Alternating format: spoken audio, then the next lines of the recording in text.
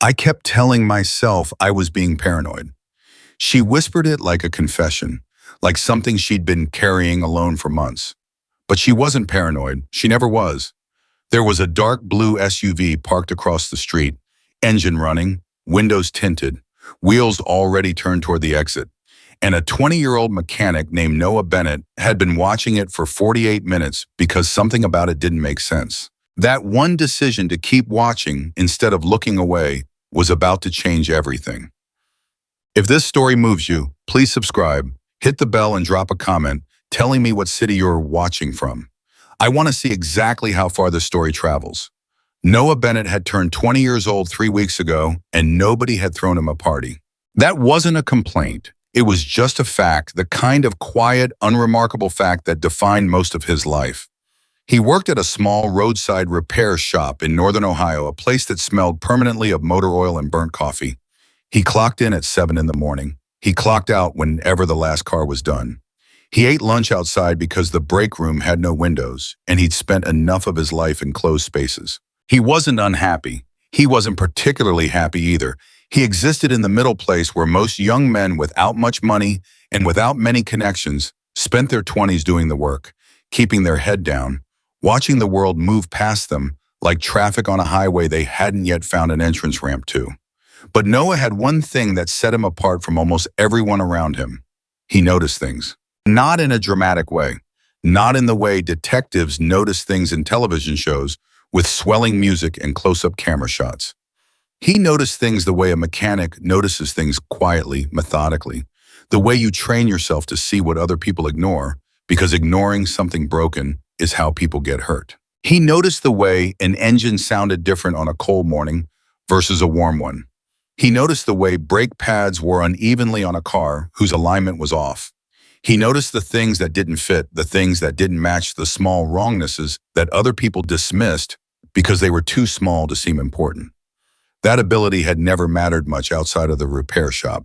Until the afternoon, he sat outside the Lucky Fork diner with a sandwich. He wasn't really eating and noticed a dark blue SUV parked across the street. It wasn't the car itself that caught his attention. It was the engine. Most people, when they park and wait, shut off their engine. They do it automatically without thinking it saves gas, it's quieter. It's just what you do. Leaving an engine running while you sit in a parked car is something you do when you plan to leave quickly, when you want to be ready, when you don't want the sound of a starting engine to announce your departure. No one noticed it because he'd heard it the moment he sat down, a low, steady idle, present underneath all the other sounds of the afternoon, the distant traffic, the wind, the occasional bell above the diner door. He looked up. Dark blue SUV, late model. Tinted windows but not blacked out, just dark enough that you couldn't see the faces inside clearly. Parked on the street directly across from the Lucky Forks entrance. He went back to his sandwich. A minute passed. 2 minutes. 3. The engine kept running. He looked up again. Something about the front wheels made him stop chewing. They weren't straight. Most people, when they park, let their wheels straighten out naturally. It's automatic. You don't think about it. But the front wheels of that SUV were turned slightly but deliberately toward the road, toward the exit, pointed in the direction of movement rather than at rest. Those were wheels that had been positioned, not parked, prepared. Noah set down his sandwich. He started paying attention. 7 minutes after he first noticed the wheels, the door of the Lucky Fork diner opened and a young woman walked out. Blonde hair, mid to late 20s. She moved like someone tired but trying not to show it, a particular kind of exhaustion that Noah recognized from his mother, from women who carried too many responsibilities and too little support and had learned to make it look like ordinary life. She stopped beside a silver Honda Civic about 30 feet from the diner entrance, reached into her bag, pulled out her phone, stared at the screen for a moment with an expression that could have been frustration or relief. It was hard to tell from across the lot. Then she looked up, glanced around the parking lot the way people do when they feel watched but can't explain why, and went back inside. Inside the SUV, something moved. It was subtle. It was the kind of movement you'd miss if you weren't already watching. The driver's head turned, just slightly, tracking her. And on the passenger side, a shape that had been leaning back shifted forward, and attention suddenly sharpened body language, changing the way a cat changes when it spots movement across the room. Then she went back inside, and the SUV settled, relaxed, like whatever signal had spiked had gone quiet again. Noah's stomach turned in a way that had nothing to do with his lunch. He waited. 9 minutes later, she came out again. A different reason this time, she was carrying a to-go bag, talking on her phone, walking toward her car with a specific kind of purpose that meant she was about to leave.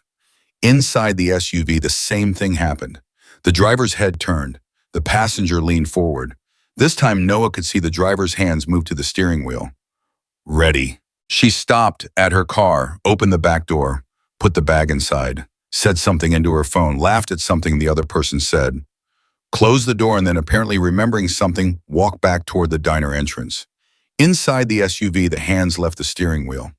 The shape settled back. The engine kept running. Noah had seen enough. He couldn't explain it in technical terms. He couldn't have written it up as a police report or articulated it in the calm language of someone who knew exactly what they were witnessing. But in the bones of him, in the place where 20 years of noticing small wrongnesses had built something like instinct, he knew. That car was watching her, and whoever was inside it had been watching her for a long time. He sat with that knowledge for about 90 seconds, which was, he would later realize, about 90 seconds longer than he should have.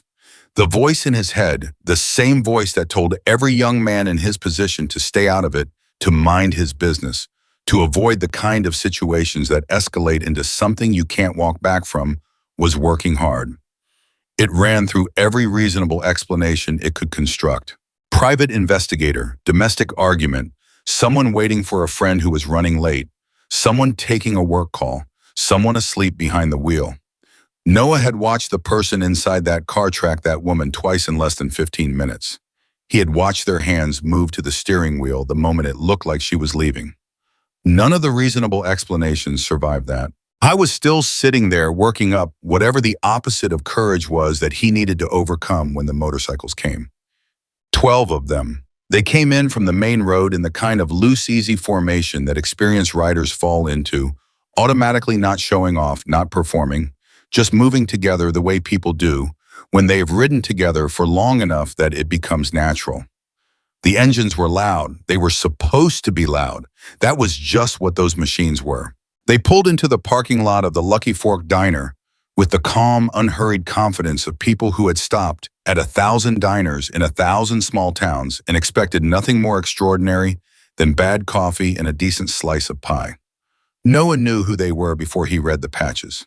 Not personally, but the way you know things when you grow up in a particular world, from stories, from reputation, from the specific way certain names get spoken by certain people, either with respect or with fear or with some complicated mixture of both. Hell's Angles. The letters were large and deliberate on the back of their cuts, the leather vest that carried the full identity of who they were and where they stood in the world. Northern Ohio chapter. Established. Present. At the center of them was a man who rode with the particular ease of someone who had been doing this since before Noah was born. Gray-haired, heavily built. His face had the quality of weathered wood, not harsh exactly, but permanent, like something that had seen weather and kept standing anyway. Raymond Mercer, Ray, chapter leader, a man about whom Noah had heard two kinds of stories, the kind that scared you and the kind that earned your respect, and had never been entirely sure which kind was true. Now he was 30 feet away, swinging his leg off a machine with the ease of long habit, and Noah was sitting there with the knowledge that something wrong was happening across the street and the complete inability to decide what to do about it. He almost didn't say anything. That's the honest truth of it. He almost convinced himself it wasn't his business. Almost convinced himself that he'd read the situation wrong, that he was a 20-year-old mechanic who worked on other people's cars and had no business inserting himself into something he didn't understand. Almost convinced himself that the right thing to do was nothing because nothing was safe, and safe was what he understood. But the image of that driver's hands moving to the steering wheel, ready, waiting patient, kept rising up through everything else. He stood up. His heart was doing something uncomfortable. He was aware of it, aware of how his hands weren't entirely steady, aware that what he was about to do was the kind of thing that could go wrong in any number of directions. Walking up to the leader of a motorcycle club and saying, "You think something suspicious is happening," because of wheel positioning and engine idling, was not exactly the kind of thing that landed well if the other person decided to think you were wasting their time. He walked over anyway. Ray was talking to one of his riders, a large man the others seemed to call Bear, which was not a creative nickname, but was Noah had to admit an accurate one when Noah stopped a respectful few feet away and waited. Ray looked at him. Not an aggressive look, not a dismissive one, just the steady measuring look of a man who had spent decades reading people quickly and accurately and had gotten very good at it. Yeah, Ray said. It wasn't a question, exactly. More of an invitation. Noah's voice came out steadier than he expected. Sir, I think that car across the street is watching a woman who's inside this diner. A pause. Ray didn't look at the car. He kept looking at Noah. How long? 48 minutes, Noah said. Maybe a few minutes more now. What makes you think they're watching someone specific? Noah pointed, careful, low, not dramatic, toward the front wheels of the SUV. The wheels are turned toward the road. Not parked, pointed to leave. Engine's been running the whole time. Every time a woman in a gray jacket came outside in the last 15 minutes, somebody inside that car moved. Hands went to the steering wheel the second it looked like she was leaving. Ray was quiet for a moment, the kind of quiet that felt like thought rather than skepticism. What kind of car? Dark blue SUV, late model, tinted windows. I'd say it's been there since before I came out for lunch. Another pause. Why are you telling me? Ray asked. It was a fair question.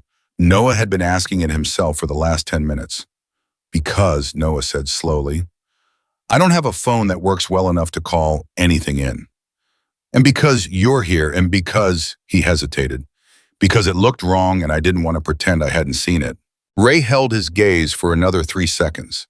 Then he turned, not dramatically, not urgently, just turned and said something low to Bear, who nodded once and moved away from them with the quiet, deliberate efficiency of someone who understood exactly what they were doing. Within 45 seconds, and Noah would think about this later, the 45 seconds of it, the 12 riders had spread through the parking lot with the organic, unhurried naturalness of people, simply choosing where to stand and where to lean.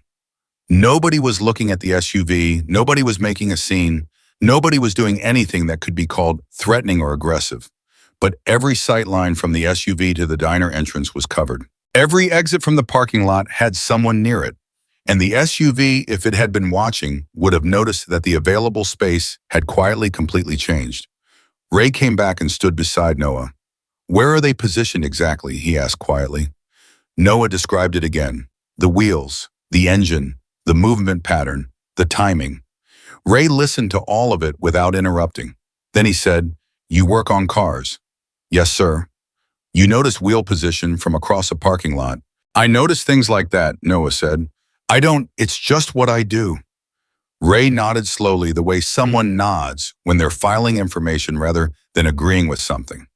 Okay, he said. That was all he said. But somehow in the simple weight of that one word, Noah felt something loosen in his chest that he hadn't realized had been clenched tight. For the next 7 minutes, nothing dramatic happened. That was in its own way the most dramatic part. Nothing happened because the riders were good at not making things happen before things needed to happen. They stood near their bikes. They talked to each other. One of them went inside and came out with 2 cups of coffee. Everything looked completely ordinary, but the SUV didn't move. And it didn't move in a particular way, in the way something doesn't move when it has realized it is being watched and has decided that moving suddenly would confirm what the people watching it already suspect. The engine, Noah noticed, still running. Then Claire Morgan came outside for the 3rd time. He learned her name later. In that moment, she was just the woman in the gray jacket, the one who had triggered the movement inside the SUV twice already, the one who apparently had no idea that a complicated and frightening machinery had been operating around her life for what was beginning to seem like a very long time. She came out talking on her phone again. Different call, her body language was different, more relaxed, something that might have been her making plans with a friend or checking in with a babysitter. She walked toward her car with the ease of someone who thought the afternoon was about to become ordinary again. Ray said quietly 2 words, stay ready. Nobody visibly reacted, but something in the lot shifted in attentiveness, a tightening of focus, the particular quality of stillness that precedes movement. Claire reached her car. She opened the door. And inside the SUV, the driver's hands went back to the steering wheel. Bear, from his position near the lot exit, turned very slightly toward Ray. Ray gave the smallest possible shake of his head. Not yet. Claire got into her car. The SUV's wheels moved just a fraction, just a tiny adjustment forward in their turn toward the road. And then something unexpected happened. Claire's car didn't start. They could all hear it, the ignition trying and failing, the specific uncooperative sound of an engine that wasn't going to cooperate. Claire tried again. Same result. She got out of the car, phone still in hand, expression shifting from mild frustration to something more strained. Inside the SUV, no movement. Waiting. Recalibrating. Ray looked at Noah. Noah looked back. She's going back inside, Noah said quietly. Because her body language was already saying it. She was looking at her phone, probably searching for a number, probably calling a friend or a roadside service. Yeah, Ray said. They'll wait, Noah said. Yeah, Ray said again. They will. He said it like a man who had just made a decision about something and was already past the point of reconsidering it. Ray walked toward the SUV alone. He didn't hurry. He didn't take anyone with him. He crossed the street with the unhurried ease of a man who had walked toward difficult situations for a long time and understood that how you approach something shapes everything that comes after it. Noah watched from the lot. His heart was moving fast again, but there was something different in it now. Not just fear, but something almost like focus. Ray stopped at the driver's side window of the SUV. He knocked on it. 2 knocks. Patient. The way you knock when you already know someone is home. The window came down. Noah couldn't hear the conversation from across the street. He could see the shape of it.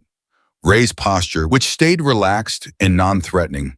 The almost imperceptible stiffening of the figure inside the car when they realized that the man standing at their window was not intimidated, was not confused, was not going to be redirected by a simple story. The conversation lasted 3 minutes.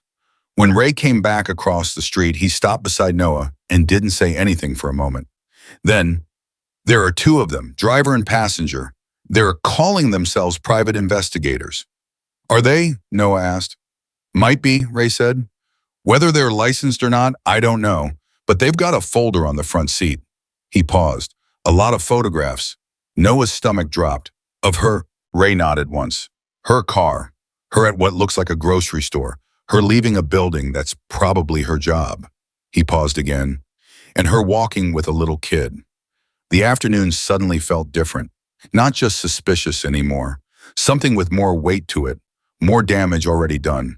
The specific heaviness of a situation that had been going on for a long time before anyone had looked up and noticed it. I asked them who hired them, Ray said. What did they say? Ray looked at him. Nothing. He let that sit for a moment. But what they didn't say told me more than they wanted it to. Noah was still processing that when Bear came around the side of the building with an expression that meant he had information. Got the plate, Bear said quietly to Ray. And I saw through the passenger window when he leaned out. That folder, it's not just photographs. There's a long times and locations going back. He stopped, did a quick estimate in his head. Looks like maybe 2 months, maybe more. Ray absorbed this. 2 months, he said like he was tasting how wrong it was. Minimum, Bear said. Noah thought about the woman Claire, though he didn't know that yet, trying to start her car, sitting in the parking lot, completely unaware that 2 strangers had been documenting her life for 2 months. That there was a folder with pictures of her son in a car 30 feet from where she was currently sitting. We need to call this in, Noah said. Ray was already pulling out his phone. Already on it, he said. Then he paused, looked at Noah with something that might have been the beginning of respect, the kind that isn't given, just recognized. You said 48 minutes when I first asked you. Yes, sir. You'd been watching them for 48 minutes before you came over. Yes, sir. Why'd it take you that long? Noah thought about it, answered honestly, because I wasn't sure, and I didn't want to be wrong. Ray was quiet for a moment, then, but you came over anyway. I came over because being wrong seemed better than doing nothing and being right. Ray didn't respond to that immediately. He looked back at the SUV where the 2 investigators sat unmoving, probably understanding by now that their afternoon had taken a significant turn in a direction they hadn't planned for. When Ray looked back at Noah, something in his expression had settled. Stay close, he said. Police are going to want to talk to you. About what? Noah said. I just noticed a car. Ray almost smiled. A 20-year-old mechanic who can document the exact wheel angle engine behavior and surveillance timing of an investigative operation from across a parking lot over the course of an hour. He shook his head slightly. You didn't just notice a car, you built a case. Noah hadn't thought of it that way. He stood there for a moment with the sound of the SUV's engine finally cutting off across the street, someone inside it apparently deciding that the running engine was no longer sending the right message, and thought about what it meant that he had almost not said anything, almost convinced himself it was none of his business. Almost looked away. Almost. The difference between almost and actually was exactly the distance between that parking lot bench and where he was standing now. And somewhere inside the Lucky Fork diner, a woman named Claire Morgan was on her phone arranging a tow truck for a car with a dead battery, completely unaware that the 48 minutes she had spent inside that diner having lunch had been a countdown to something, and that a 20-year-old mechanic who noticed things had just without entirely meaning to made sure the clock ran out in her favor instead of someone else's. The police arrived 11 minutes later, and that was when everything that had been hidden started coming into the light. The first officer who arrived was young, younger than Noah expected, maybe 23, 24, with the kind of careful professionalism that people put on when they haven't yet decided whether the situation in front of them is serious or a waste of their afternoon. He looked at the SUV, he looked at Ray, he looked at Noah, and then he looked at Ray again the way people do when they're trying to figure out which person in a crowd represents the most complicated variable. Ray watched him do it and didn't say anything. Noah spoke first. I'm the one who called it in, he said, or somebody called it in. I'm the one who noticed the car. The officer turned to him. His name tag said Dylan. Okay, what did you notice? Noah told him. The same things he'd told Ray, but slower this time, more methodical, the way you talk to someone whose job it is to write things down and whose opinion of your credibility will determine what happens next. The wheel angle, the running engine, the timing pattern, the movement inside the vehicle every time the woman in the gray jacket came outside. Officer Dylan listened, wrote, listened some more. Then he walked across the street to the SUV. Ray stood beside Noah, and they both watched the conversation happen through the windshield, or rather they watched the body language of it because that was all they had access to from where they stood. The investigators were talking. Officer Dylan was listening. The folder was on the front seat, visible enough that the officer would have noticed it the moment the window came down. Think he'll do anything? Noah asked quietly. Depends, Ray said. On what? On whether what they're doing is technically legal. Ray said it without judgment, just as information. Following someone in a public space, photographing them in public spaces, a lot of that is legal. The question is what they do with it and who told them to do it. Noah hadn't thought about that. He'd been so focused on the wrongness of the situation, the predatory patience of it, the folder, the photographs of the little kid, that the question of legality had felt secondary to the question of decency. Even if it's legal, he said slowly, it's still, yeah, Ray said, it is. They stood there together while Officer Dylan came back across the street looking like a man who had just been told something he wasn't sure how to categorize. They say they're private investigators working a domestic case, Dylan said. He looked at Noah specifically, which Noah found interesting. Surveillance is legal as long as it's conducted in public spaces. Did you see the folder? Ray asked. Dylan paused. I did. The photographs of the kid, another pause. Longer. They say it's standard documentation for a custody evaluation. Noah felt something cold move through him. Custody. The word landed differently than anything else so far. It explained things, the pattern, the patience, the months of documentation, and it made the situation worse at the same time because he suddenly understood that whatever was happening to the woman in the gray jacket was not random. It was not opportunistic. It was part of a system that had been running quietly and deliberately around her life. There's a little boy, Noah said. He wasn't sure why he said it. It just seemed important that someone in the official conversation acknowledged that specific fact. Dylan looked at him. I understand. Do you? Noah said, and immediately regretted the sharpness of it, not because it was wrong, but because sharp wasn't useful here. He softened. Sorry, she doesn't know. She's inside right now, and she doesn't know any of this is happening. We're going to need to speak with her, Dylan said. She's having her car towed, Noah said. Battery died. She's waiting inside. Dylan nodded, made a note. Anyone else from your party a witness to the vehicle behavior? Ray answered before Noah could. Several of my riders observed the vehicle maintaining a stationary position with engine running for an extended period. Some of them can confirm the wheel angle, Bear. He gestured toward the large man who had been watching from near the lot exit. He got close enough to see inside the passenger the window, the folder of the photographs. He can speak to what he saw. Dylan looked at Ray for a moment. The calculation happening behind his eyes was not subtle. This was a police officer deciding how to weigh testimony from a Hells Angels chapter leader against whatever assumptions he walked in with. Ray met the look without flinching, without challenge, just steady. I understand you might have certain feelings about taking statements from my people, Ray said quietly. But my people watched what this young man, he nodded at Noah, had already identified. We didn't approach the vehicle until after we'd observed the same behavior he described. Everything we saw is factual and documented in our own memories. You can take it or leave it. But Claire Morgan deserves to know what's been going on around her. The use of her name stopped Dylan.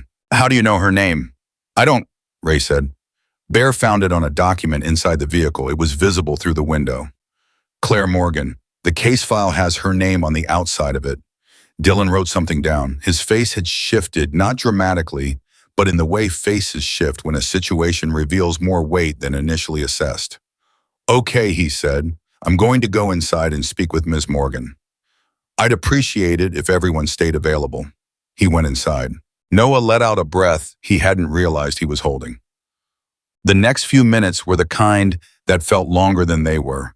Bear came over and stood with them. He was quieter than his size suggested, that specific kind of quiet, that big men sometimes have the patience of someone who has learned that they don't need to fill space with noise because they already fill it with presence. The folder's thick, he said to Ray, low enough that it was just for them. How thick? Thick enough to be months, not weeks. Bear glanced at Noah. You said you clocked 48 minutes today. From what I could see, today's just a page in a much longer book. Noah thought about that. Months, 2 months at minimum, Bear had said earlier. But what if it was more? What if someone had been sitting in cars outside this woman's life for longer than that, clicking a camera? At ordinary moments she thought were private, the grocery store, the school pickup line, the walk from her front door to her car. She said she wasn't imagining it, Noah said quietly. Both men looked at him. I don't know that for certain, he clarified. I just looking at that folder. If she had any sense that something was off, she was right. She wasn't imagining it. Ray said nothing, but something in his expression confirmed that he'd landed on the same thought. Inside the diner through the window, Noah could see Officer Dylan approaching a table. He could see the woman in the gray jacket look up. He could see the exact moment her face changed, not with fear, not immediately, but with something that looked almost like recognition. Like a person who has been waiting for confirmation of something they already knew and didn't want to know. Her hand went to her mouth. She looked out the window at the parking lot, and for a second through the glass across the distance, her eyes found Noah's. He held the look for a second, then looked away. Because whatever she was feeling in that moment was hers, and he had no right to watch it. She came outside 12 minutes later. Not because anyone asked her to, she just came. The door opened, and there she was, still in the gray jacket, her eyes red at the edges, but dry now, chin up, with the specific kind of composure that comes not from not feeling things, but from having decided that feeling things in private is the only luxury you can afford. She stopped a few feet from Noah. You're the one who saw them, she said. It wasn't a question. Yes, ma'am. She looked at him. Really looked at him the way people look at strangers when they are trying to understand what kind of person would notice something like that and then act on it. How long had they been there? Almost an hour when I noticed them. Probably longer before that. Her jaw tightened. How many times did they? She stopped, started again. When I came outside, how many times did they? 3 times, Noah said. Every time you came out, someone inside the car moved. Hands went to the steering wheel. She absorbed that. Her throat moved. I told my attorney, she said, not to Noah specifically, more to whoever was listening to the specific cruelty of having said a thing out loud and been told it wasn't real. 3 weeks ago, I told Megan I thought someone was following me. She said I was probably under stress, that the case was making me hypersensitive. Noah didn't know what to say to that, so he didn't say anything. She's not a bad attorney, Claire said quickly, defensively, the way people defend the people who failed them when the failure had good intentions behind it. She didn't have any proof, and without proof, you have proof now, Ray said. Claire looked at him. Ray held her gaze with the same steadiness. He held everything. No performance of warmth, but no absence of it either. Just a man who understood the weight of what he was saying and said it anyway. The folder is evidence. The photographs are evidence. The officers are documenting the vehicle. And he glanced at Noah. This young man can put them here for the better part of an hour with detailed observations. Claire looked back at Noah. Something moved across her face. What's your name? Noah, he said. Noah Bennett. Do you know why they were watching me? He hesitated, then decided she deserved the honest answer.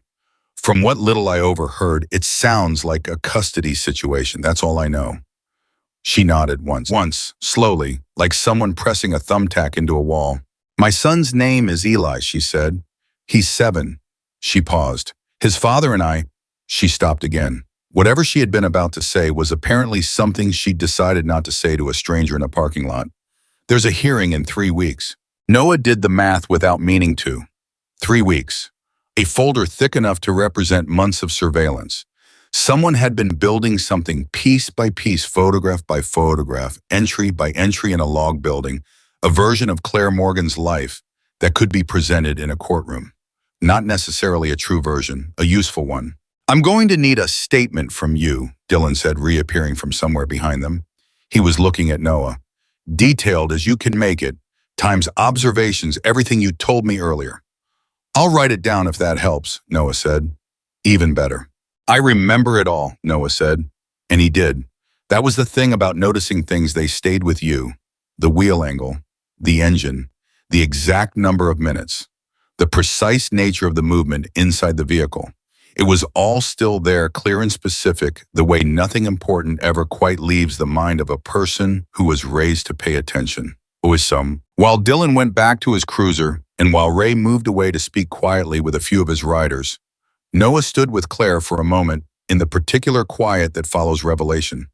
She looked at her silver Civic, still sitting there, with its dead battery and its waiting to be towed status. I was going to go pick up Eli from school, she said. I was going to take him to get ice cream. I do that on Thursdays. We have this thing. She stopped. Her voice had gone smaller, not from weakness, but from the sudden, overwhelming presence of everything that was at stake. He knows Thursday means ice cream. He counts on it. You'll still get to do that, Noah said. She looked at him sideways. You sound very confident about that. I am, he said, and he was, though he couldn't entirely have explained why. Maybe it was the way Ray had positioned his riders without being asked. Maybe it was the look on Dylan's face when he saw the photographs of the child. Maybe it was just the fundamental unfairness of the situation pressing against his sense of how things should work. I've been so careful, Claire said quietly. For months I've taken different routes. I've varied my schedule. I've avoided posting anything on social media. I've been so careful. Her voice stayed steady, but her hands weren't. She pressed them together. And they still knew. Every time. They always seemed to know. Noah heard what she was saying underneath what she was saying. If she'd been that careful, route changes, schedule, variation, deliberate unpredictability, then the photographs in that folder couldn't have come purely from surveillance. Someone had helped. Someone had known her schedule, not because they'd figured it out by watching. Someone had known it because someone close to her had told them. He didn't say that out loud, not then, not to her in a parking lot with her eyes already carrying more weight than they should have to. But it landed in him like a stone into still water, and the ripples from it didn't stop. It was Bear who found it, not intentionally. He had gone back to the street side, standing near the SUV, while Officer Dylan conducted his extended interaction with the investigators.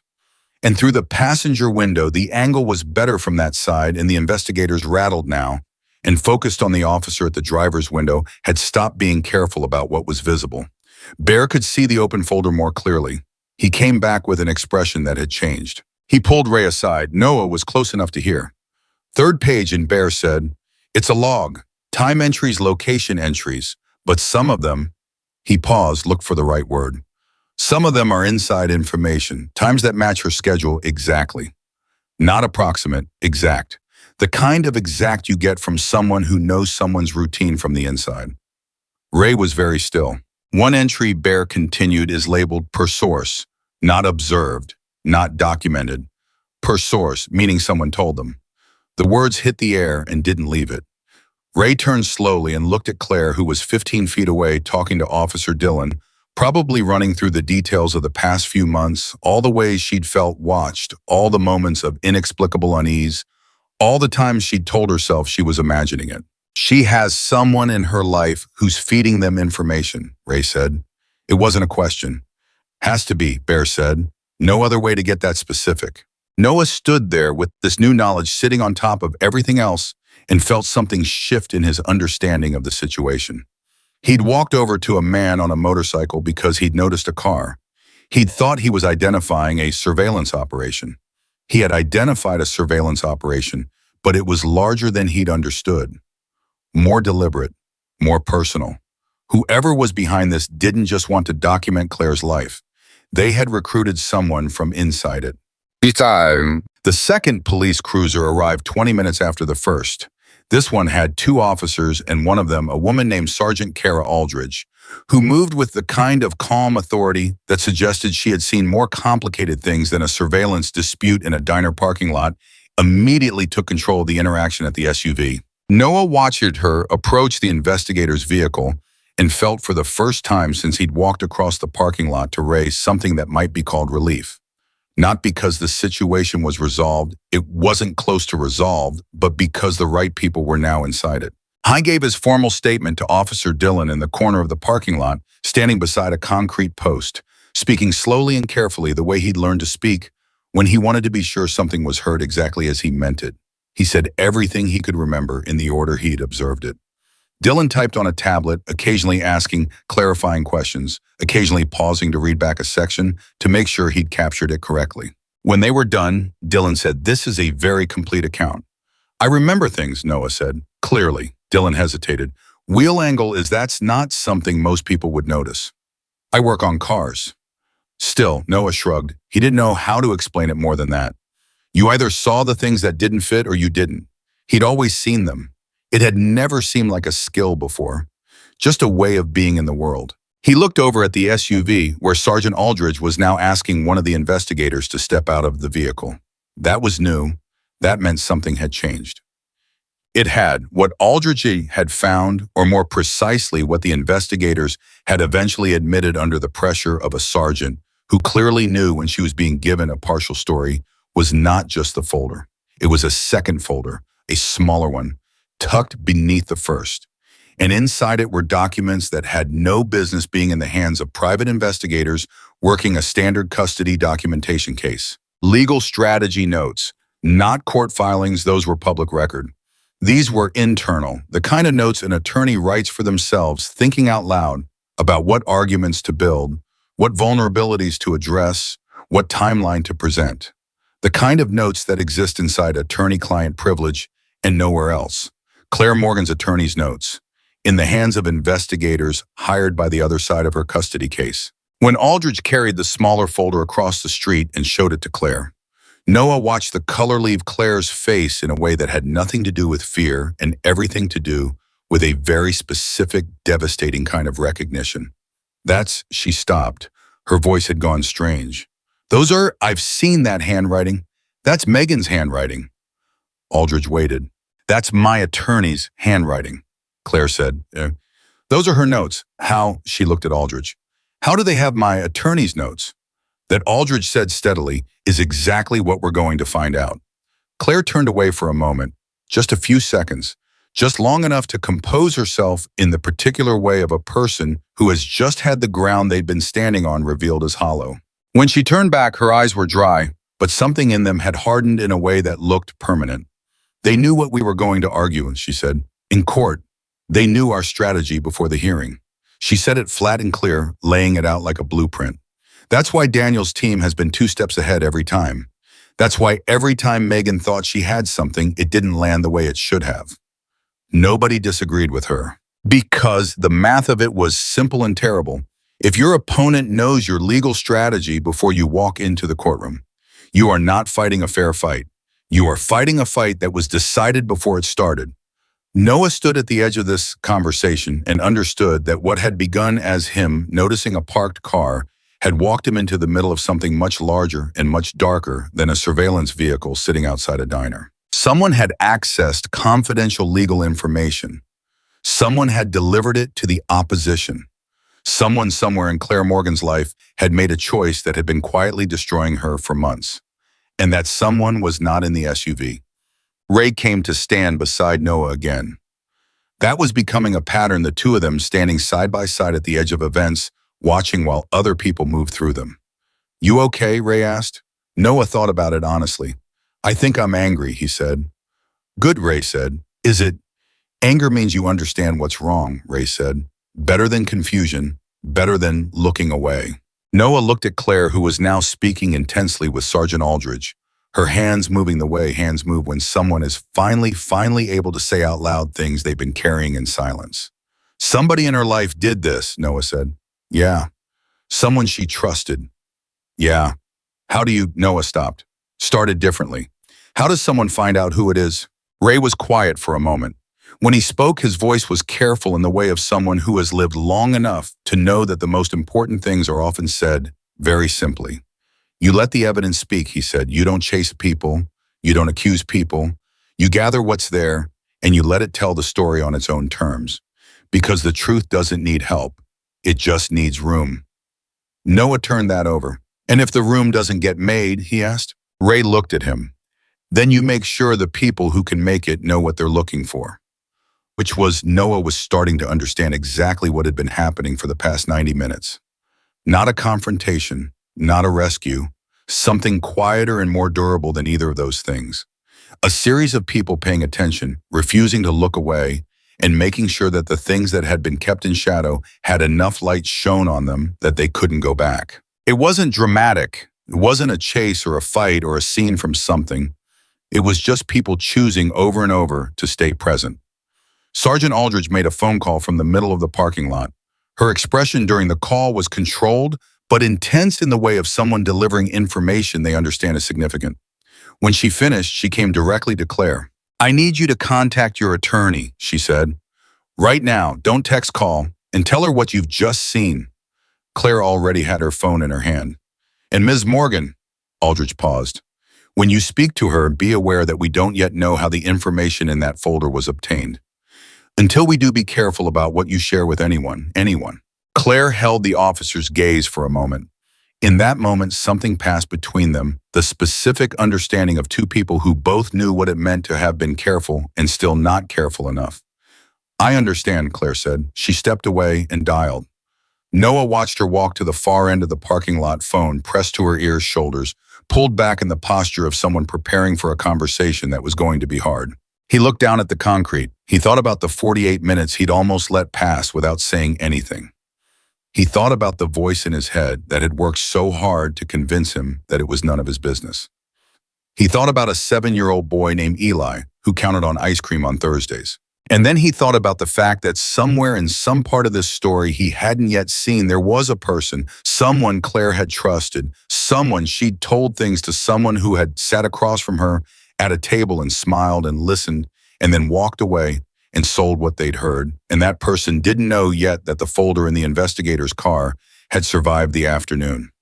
Didn't know yet that a 20-year-old mechanic had noticed the wheel angle on a parked SUV. Didn't know yet that the evidence was no longer hidden. Didn't know yet that the truth, as Ray had put it, had been given room. The investigators were placed in separate cruisers at 7 minutes past 4 in the afternoon. Both folders went into evidence. Sergeant Aldridge made 2 more phone calls. Bear gave his statement to the second officer. 3 other riders from Ray's group gave theirs. And across the parking lot, Claire Morgan finished her call to her attorney, lowered her phone, and stood very still for a long moment. Then she turned and walked back toward the group. Her eyes were clear, her hands were steady, and for the first time since Noah had seen her come out of the diner, she looked like a person who understood exactly what kind of fight she was in and had decided she was not going to lose it. She stopped in front of Ray. "Thank you," she said. Ray shook his head, slightly. The kind of gesture that redirects credit rather than deflects it. "Thank him," he said and nodded at Noah. Claire looked at Noah. He looked back. "I just noticed a car," he said, for what felt like the fourth time that afternoon. But Claire shook her head, and something in her eyes said she understood what it had actually cost him to say something. The second guessing. The almost didn't. The voice that said, "Stay out of it." "No," she said quietly. "You saw me." Noah didn't have an answer for that. He didn't need one. Somewhere in the evidence bags, now riding in a police cruiser, was a log that said, per source, and whatever that source turned out to be. They were about to find out what it felt like to have been the one thing in this story that failed to stay hidden. The investigation had shifted. The hearing was 3 weeks away, and Megan Foster, attorney at law, was about to receive a phone call that would change everything she thought she knew about her own case, including the question of who exactly had been reading her notes. Megan Foster got the call at 4:22 in the afternoon, sitting at her desk with a cold cup of coffee and a stack of files that had been waiting 3 days for her attention. She was the kind of attorney who worked Thursdays like they were Mondays, no winding down, no coasting toward the weekend, just the same, grinding forward motion that had built her practice from nothing into something she was quietly proud of. She picked up on the second ring because she always picked up on the second ring. First ring was too eager. Third ring was too slow. Second ring was professional. She had rules like that, small, precise habits that added up to a version of herself she trusted. "Claire?" She heard the tone in her client's voice immediately. Not panic, something worse than panic. The specific flatness that comes after panic has burned through and left behind something harder and colder. "Claire, what happened?" Claire told her. Megan listened without interrupting, which was unusual for her. She was a person who thought faster than most people spoke and had the impatient habit of finishing sentences before they were finished. But something in Claire's voice made her go still. She sat with the phone pressed to her ear and let the story come in its full shape without touching it. When Claire stopped talking, Megan said nothing for 3 seconds. "Then read me exactly what the document looked like, the one in the smaller folder." "Describe the handwriting." Claire described it. Another silence. Longer this time. "Claire," Megan said carefully, and her voice had changed in a way that Claire noticed immediately.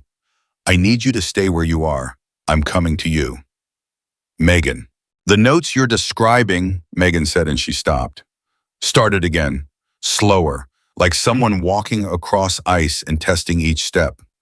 "Those notes were in my case file, my physical case file in my office." She paused. "I am the only person with a key to that file cabinet." The silence that followed was the kind that changes things. "Megan," Claire said quietly, "what are you saying?" "I'm saying—" Megan stopped again. When she spoke next, her voice was stripped of its professional control in a way Claire had never heard before. "I'm saying that file has never left my office, and I am saying that I don't understand how anyone outside of this building could have a copy of what's inside it. And I am saying that I need to see those documents myself before I say anything else. Because if I'm right about what I think I'm right about, then—" She stopped. "Then what?" Claire said. "Then this case is a lot more compromised than either of us knew," Megan said. "And someone went to lengths I did not think anyone would go to." She hung up. She sat at her desk for 30 seconds without moving. Then she opened her bottom desk drawer, pulled out the physical case file for Claire Morgan versus Daniel Morgan, and laid it flat on her desk. She went through it page by page methodically, the way she did everything. Her own handwriting stared back at her on every page, the shorthand and margin notes and strategic thinking of a woman who had spent 8 years learning to build arguments from the inside out. She reached the section on custody timeline arguments. She stopped because there was a page missing, not torn, removed cleanly, carefully, the way someone removes a page when they don't want the absence to be noticed quickly. The preceding page and the following page were there. The content of the missing page was not, and Megan knew exactly what had been on that page because she had written it, and she had the kind of memory that was both the gift and the burden of people who think primarily in systems. It was her strategic outline for the hearing, the specific vulnerabilities she planned to address, the arguments she expected from the other side, her timeline for presenting evidence, the witnesses she was considering calling and in what order, everything the other side would need to build a perfect counter strategy, everything they had apparently used. Megan Foster, who had not cried in a professional context in 6 years, put both hands flat on the desk and breathed very deliberately for a long moment. Then she picked up her phone and called Sergeant Aldridge. Noah didn't know any of this yet. He was still in the parking lot of the Lucky Fork Diner, sitting on the hood of someone's pickup that definitely wasn't his, with a statement form that Dylan had given him in case he thought of anything additional to add. He'd been sitting there for 20 minutes. He hadn't written anything else on the form because he'd already given everything he had, but he wasn't ready to leave. He wasn't sure why. Ray was nearby, leaning against his own bike, arms crossed, watching the police activity with the calm patience of a man who had sat through a lot of situations and knew that the ones worth sitting through usually took longer than you wanted them to. "You should probably go back to work," Ray said without looking at him. "Probably," Noah agreed. Neither of them moved. Bear came around from the far side of the lot. He had a coffee in each hand that he must have gotten from somewhere, and he handed one to Ray without being asked, the way people do when they've done something together long enough that the small gestures go on autopilot. He looked at Noah's empty hands. "You want one?" "I'm okay," Noah said. Bear shrugged and drank his own. "Attorney's coming," he said to Ray. "Heard the sergeant on the phone. Something about the documents. Something about her office." Ray's expression didn't change, but his eyes sharpened. "Her office," he repeated. That's what it sounded like. Noah looked between them. "What does that mean?" Ray uncrossed his arms, recrossed them. The closest thing to visible agitation Noah had seen from him yet. "It means the leak didn't come from someone watching Claire from the outside. It came from close to the legal process itself. Her attorney." "Note," Ray said immediately. "Don't assume that. Could be anything. Someone who had access to the attorney's office. Someone who knew the file location.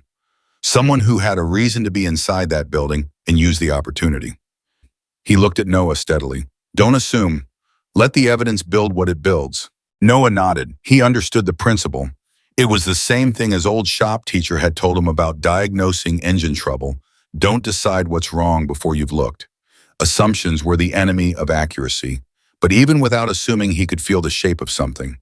The surveillance, the log with per source written in it, the missing page from Megan's file, these things were not separate. They were the same thing seen from different angles. Someone had been on both sides of this story at the same time. Someone had been standing close to Claire while pointing strangers toward her. Megan arrived at the diner parking lot at 5:17, which meant she had driven faster than she should have and probably hadn't stopped for red lights in any meaningful way. She was tall, mid-40s, with the kind of face that clearly showed she'd been beautiful before exhaustion and professional pressure had made her merely striking. She moved with purpose, the walk of someone who has already processed enough shock that they've come out the other side into action. She went to Sergeant Aldridge first. That was the right instinct, the legal procedural instinct. She identified herself, presented her bar card, and asked to see the documents from the smaller folder. Aldridge showed her what she could. Megan looked at the copies for exactly 45 seconds. Then she handed them back. Her face was very controlled, the kind of control that takes work. "That's my handwriting," she said. "Those are my notes, taken from a file that has been stored in a locked cabinet in my private office for the duration of this case." "Who else has access to your office?" Aldridge asked. "My paralegal, my assistant, the cleaning service on Tuesday nights." She paused. And occasionally, she stopped. The pause was barely noticeable, but Noah, watching from across the lot, noticed it. "Occasionally, client meetings take place in my office when the conference room is occupied." "Has Ms. Morgan been in your office?" "Yes, multiple times." "Has anyone accompanied her?" Megan's jaw tightened almost imperceptibly. "Once," she said, "about 6 weeks ago, she brought a friend, someone she said she trusted, who she wanted for emotional support during a particularly difficult session about custody timeline." She paused. "I stepped out for approximately 10 minutes to take an urgent call." She stopped. The air around that sentence was very loud. "The friend's name," Aldridge said. Megan said it quietly, like she didn't want to hear it herself. "Melissa Grant." Buckaroo. Nobody had been looking for Melissa Grant. That was the thing. Nobody had been looking for anyone specific yet. The investigation had been building toward an unknown aper source that was still a shape without a face. And then in one sentence, spoken by a woman who clearly already suspected what she was saying and found it difficult to say, the shape became a name. Aldridge wrote it down. Bear, who was standing close enough to hear, turned very slightly toward Ray. Ray's expression stayed perfectly still. Noah felt something sink in his chest, not satisfaction. Nothing about this felt like satisfaction. Something more like the specific grief of a thing confirmed that you'd hoped wouldn't be confirmed. Someone in Claire's life. Someone she'd brought to a legal meeting for support. Someone who had sat in the attorney's office and waited for 10 minutes alone and used those 10 minutes. He looked at Claire. She was standing near her disabled car, close enough to have heard what Megan said, but not close enough to have heard the name. He could see from her posture that she was waiting. She was holding herself together with the precision of someone who has run out of reserves but refuses to fall apart in public. Aldridge went to her. Noah watched Claire's face during the next 40 seconds, and it was one of the hardest things he'd seen in recent memory, not because it was dramatic, but because it was so specific. The moment Aldridge said the name, he could see it register in Claire's body like something physical. Her shoulders came in slightly, her hand went to her stomach, and then her chin came up. She said something to Aldridge. He couldn't hear it. Aldridge nodded and walked away. Claire stood alone for a moment. Then she looked up, found Noah across the lot, and walked directly toward him. He slid off the hood of the truck and stood up straight, the way you do when someone is coming toward you with intention. She stopped 2 feet from him. "Did you hear?" she asked. "I heard a name," he said carefully. "I don't know the person." "Melissa," Claire said. The word came out of her like something being extracted. "We've been friends for 9 years." 9 years. She looked at him with the eyes of someone trying to solve a problem they don't have the right tools for. "She threw me a baby shower when Eli was born. She was in the waiting room when I went into labor. She stopped. "She has been sitting across from me at my kitchen table for 9 years. Noah said nothing. There was nothing useful to say in that moment, and he'd learned young that saying useless things in bad moments was a way of making other people manage your discomfort instead of processing their own. So he stayed quiet and let Claire have the full weight of what she was feeling without offering her any exits from it. "I told her things," Claire said. Her voice had gone very low. "About the case, about my strategy, about what I was scared of, about—" She stopped. "About Eli. I told her things about Eli that I haven't told anyone else, because I thought—" She pressed her lips together. "I thought she was safe." "I'm sorry," Noah said, simple, quiet, just that. Claire looked at him for a moment. Then she nodded a small, accepting nod that wasn't agreement with anything, just acknowledgement that she'd heard him. "Why would she do it?" she asked. Not really asking him, asking the air, asking whatever part of the universe had allowed this to happen. "We were friends, 9 years. Why would she—" "I don't know," Noah said, "but I think someone offered her something, and I think—" He hesitated. "I think whatever they offered her, she probably didn't understand what it would cost you." I wasn't sure why he said that. It wasn't forgiveness. It wasn't his forgiveness to offer. It wasn't even defense. It was just the thing that felt true to him in that moment. The thing his gut was telling him about a woman he'd never met based on nothing more than his own observation, that people rarely start out meaning to cause the exact damage they end up causing. Claire was quiet for a moment. "Then does that matter?" "To the law, no," Noah said. "To you, that's your call to make." She looked at him with something that might have been the beginning of respect, the kind that isn't warm yet, that's still too close to pain to be warm, but that recognizes something real. "You're 20, she said. "Yes, ma'am." "How do you know things like that?" I thought about it genuinely. "I don't know. I've seen a lot of things break. And usually by the time something breaks completely, it's been going wrong for a long time. And the person who made it start going wrong didn't always know that was what they were doing." She absorbed that. She didn't disagree. Melissa Grant's phone rang at 5:41 in the evening. She was sitting in her apartment 12 miles from the Lucky Fork Diner, eating dinner, tasted watching television. She wasn't seeing living in the specific purgatory of a person who has done something they cannot undo and has been waiting without quite admitting they've been waiting for the moment when it catches up to them. The number on the screen was one she recognized, one she hadn't expected to see. She answered it anyway, because not answering it would be its own kind of answer, and she wasn't quite ready to give that answer yet. Melissa, Megan Foster said, and her voice was so careful and so controlled that it communicated everything. We need to talk. Melissa's hand tightened around the phone. Okay, she said. I know about the file, Megan said, not accusing, just placing the fact in the open between them where it could be seen clearly. I know about the folder the investigators were carrying. I know that some of what's in it could only have come from my office, and I know that you were in my office 6 weeks ago alone for approximately 10 minutes. Silence, the kind that admits things without speaking. Melissa, Megan said, and for just a moment the professional control slipped. Whatever they told you, whatever they promised you, you need to understand what this has done. Melissa's voice came out very small. Is she okay? No, Megan said. She is not okay. She is standing in a parking lot having found out today that someone she has trusted for 9 years has been helping build a case against her for custody of her child. A pause. Her 7-year-old son, Melissa. The sound on the other end of the phone was not quite crying. It was the sound immediately before crying, the specific, arrested breath of someone trying to hold something back that has already gotten past the gates.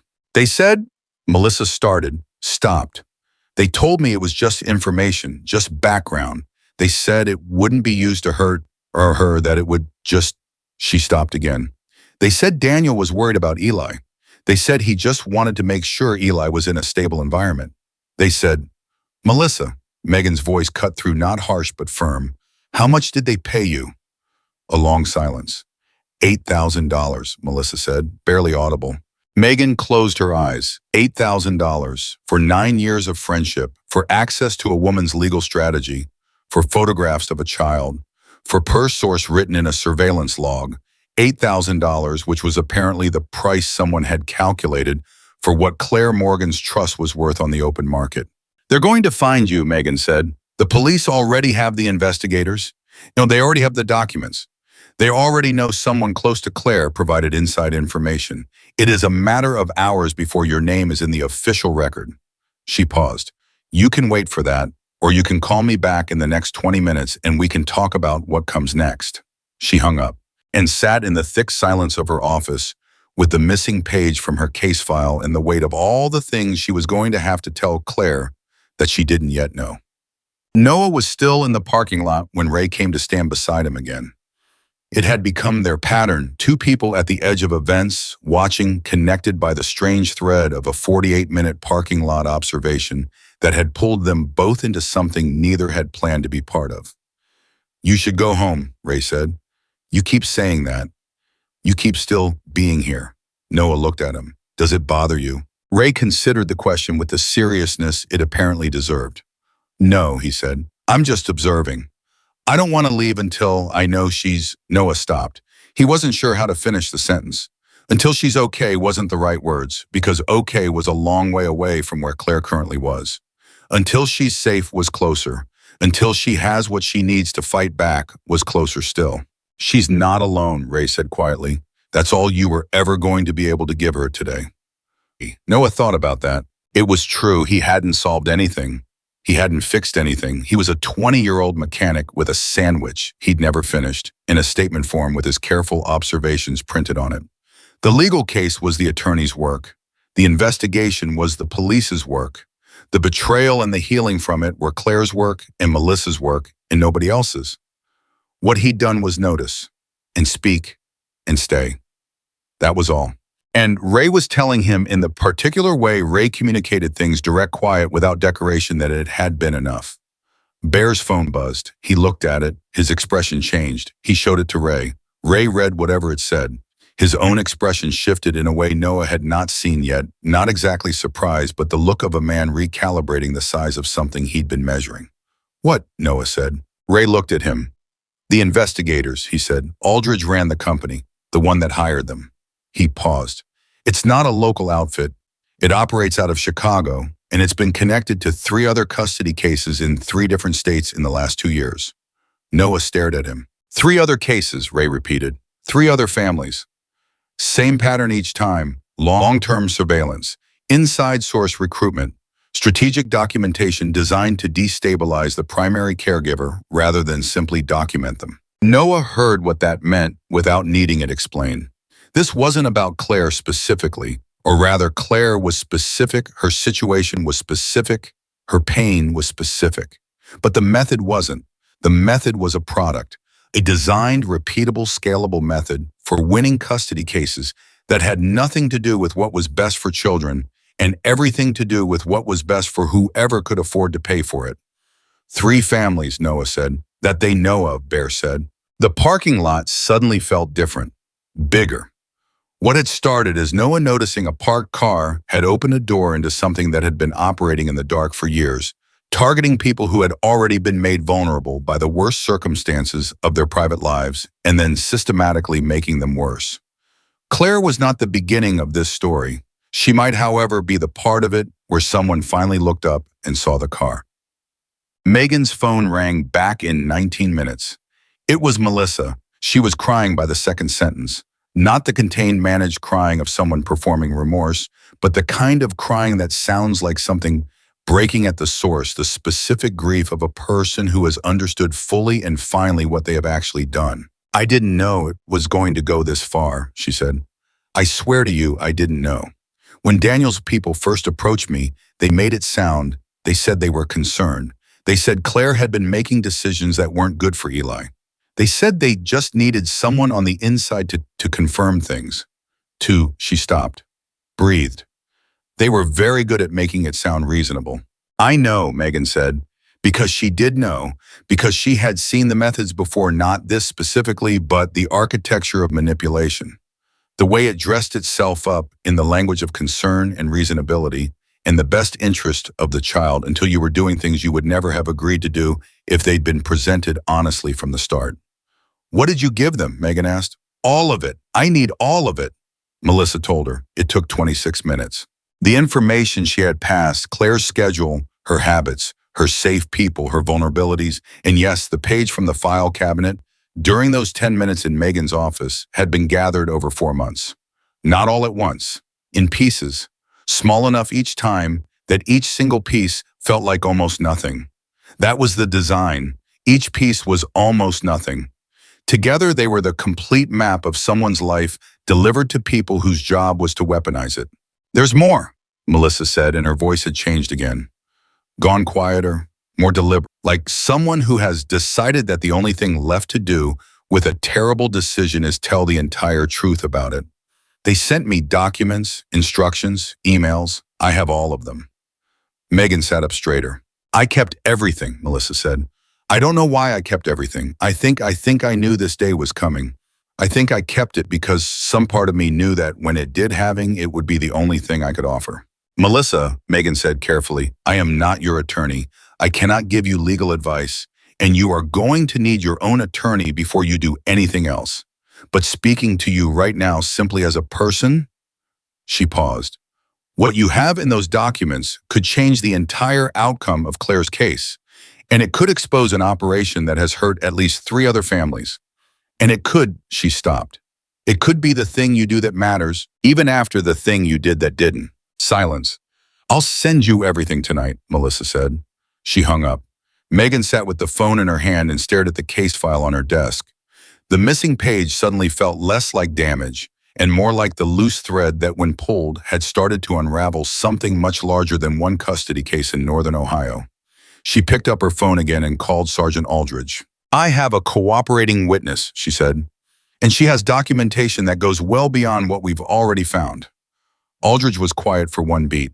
Then I'll come to you, Sem. At the Lucky Fork Diner parking lot, Claire Morgan finally got her car jumped by a kind stranger in a pickup truck who'd overheard the situation and offered without being asked.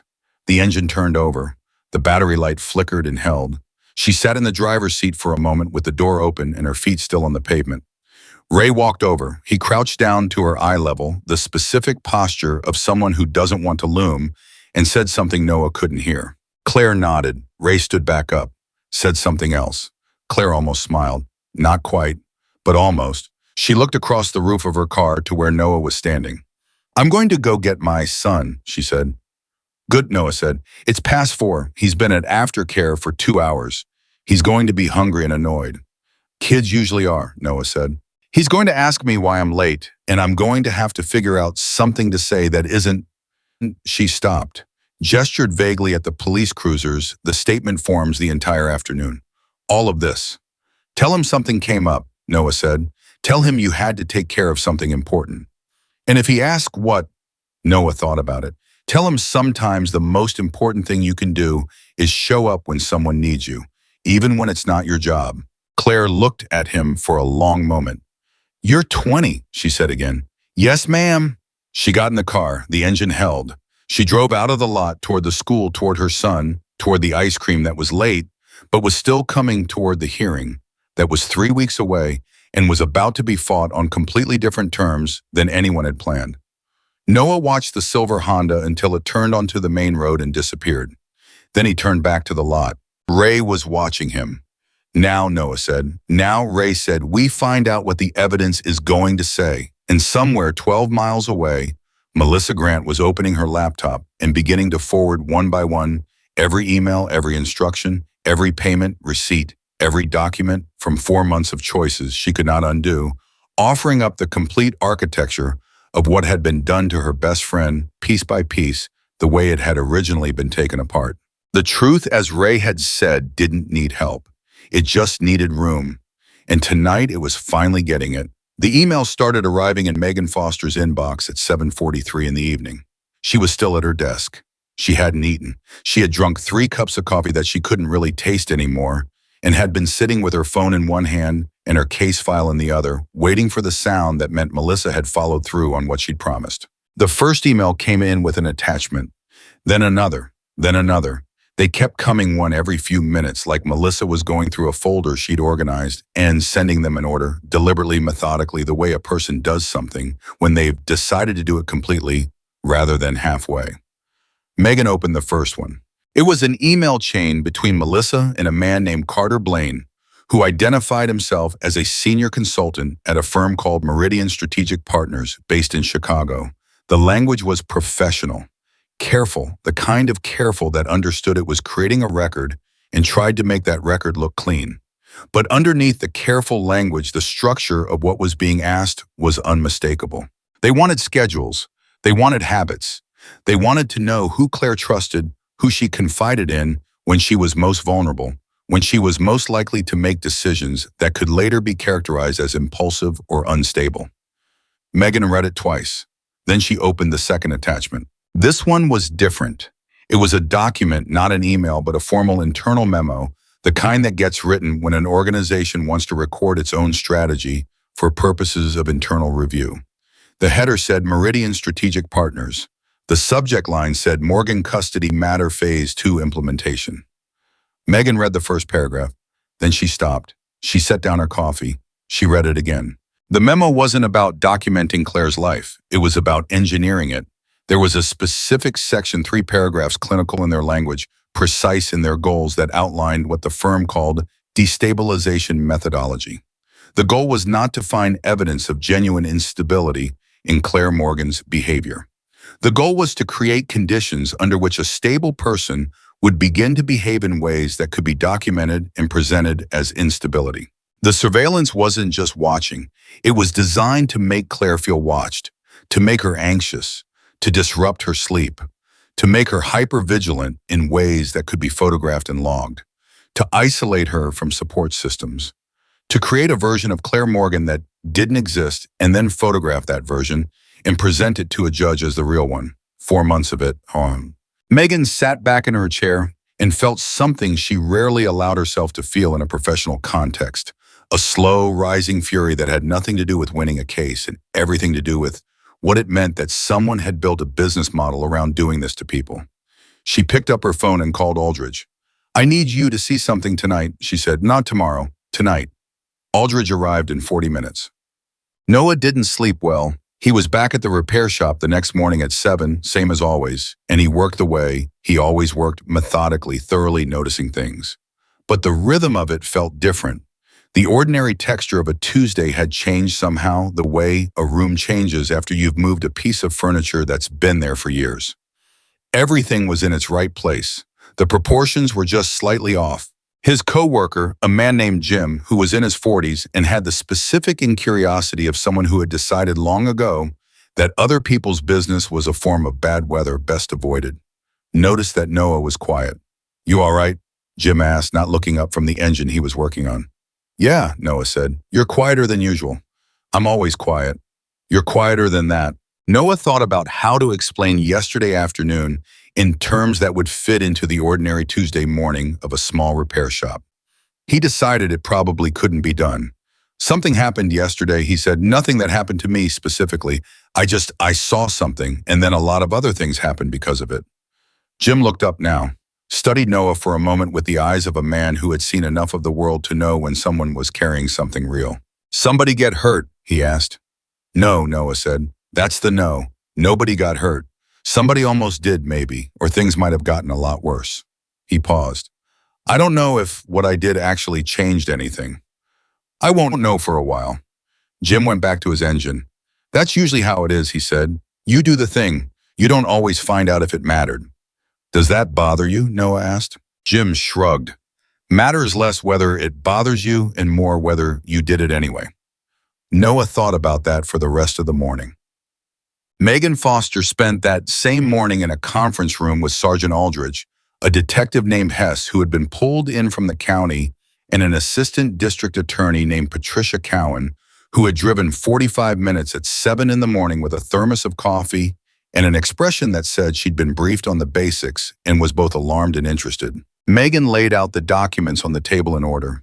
The surveillance logs, the per-source entries, the payment records from Melissa, the Meridian Strategic Partners memo, the emails between Melissa and Carter Blaine, the photographs from the folder, the timeline of the custody case alongside the timeline of the surveillance. Patricia Cowan read the destabilization memo twice the same way Megan had, and then set it down and looked at the ceiling for a moment. "They put it in writing," she said. "They put everything in writing," Megan said, "because internally they needed documentation of their methodology. They thought it was protected. They thought the only copies were in their own secure system. Melissa had access to their communications." "Carter Blaine was sloppy," Megan said. "He treated Melissa as an extension of the operation rather than an outside contractor. He forwarded internal documents to her when she asked questions. He included her on strategy emails that should have stayed in-house." She paused. "He probably assumed she was too compromised to ever share them, that the money made her loyal." "He was wrong," Aldridge said. "He was wrong," Megan agreed. Cowan tapped the destabilization memo with one finger. "This isn't just irregular. This is actionable. If this methodology was applied systematically, if Meridian Strategic has been using this in multiple cases." "3 confirmed cases in other states," Aldridge said. "We've been in contact with law enforcement in those jurisdictions since last night.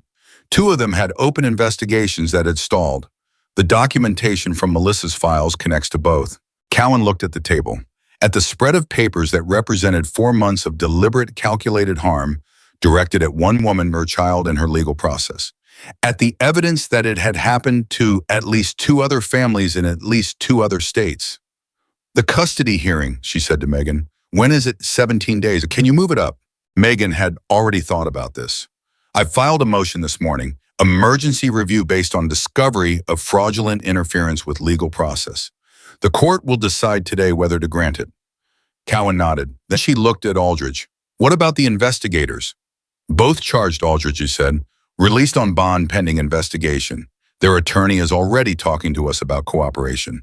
They're not the people with the most exposure in this situation, and they know it." "Meridian. We're building the federal angle," Aldridge said. "Cross-state operation targeting family court proceedings. The U.S. Attorney's Office in Chicago was notified this morning." The room was quiet for a moment, not the silence of nothing, the silence of several people absorbing the full size of something that had started 24 hours ago, as a 20-year-old mechanic noticing a parked car. "One more thing," Megan said. She pulled a single sheet from the bottom of her stack and placed it on the table. "This was in the documents Melissa sent. I almost missed it because it was buried in a file labeled administrative." Everyone leaned forward.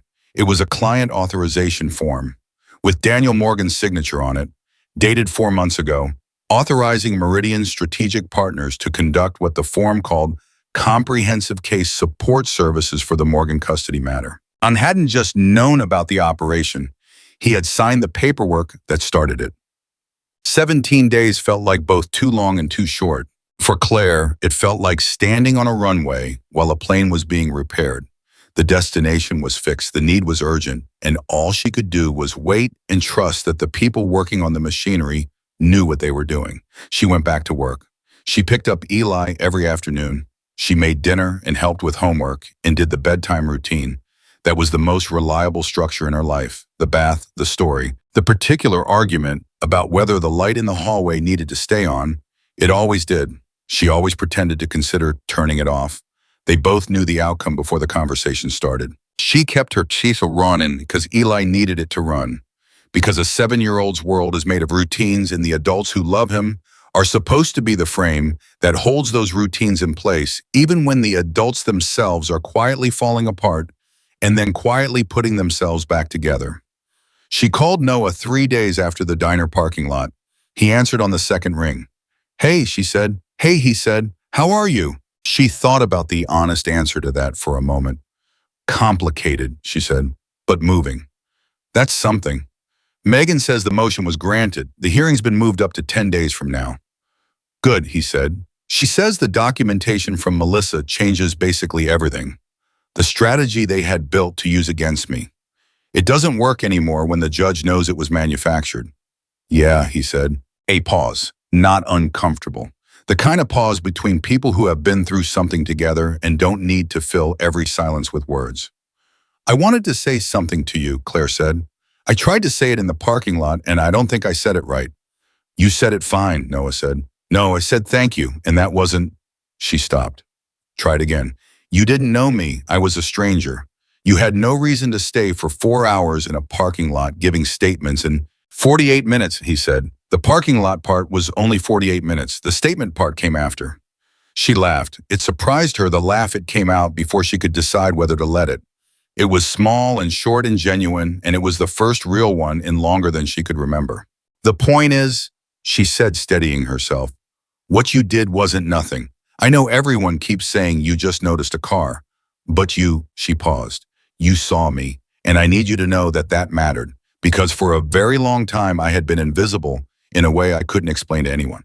And then one afternoon a stranger looked at me and actually saw what was happening. Noah was quiet on the other end. Then I'm glad I didn't talk myself out of it. How close did you come? He laughed a little. Closer than I'd like to admit. What made you do it anyway? He thought about it genuinely. The kid, he said finally, you came outside with a to-go bag and you looked at your phone and you had this, he paused. You just looked like someone who was trying really hard to hold a lot of things together. And when I understood that those people in that car were tracking you, I thought about whatever was at the center of all that effort you were making, and it turned out to be a 7-year-old. Claire's throat tightened. His name is Eli, she said. I know, Noah said. You told me. He wants to meet you, she said. He knows what happened, as much of it as a 7-year-old can know, and he has opinions about it. What kind of opinions? Mostly he wants to know if you're friends with the motorcycle guys. Noah laughed, a real one, full and warm. Something like that, he said. Can I bring him by sometime to the shop? Yeah, Noah said. Absolutely.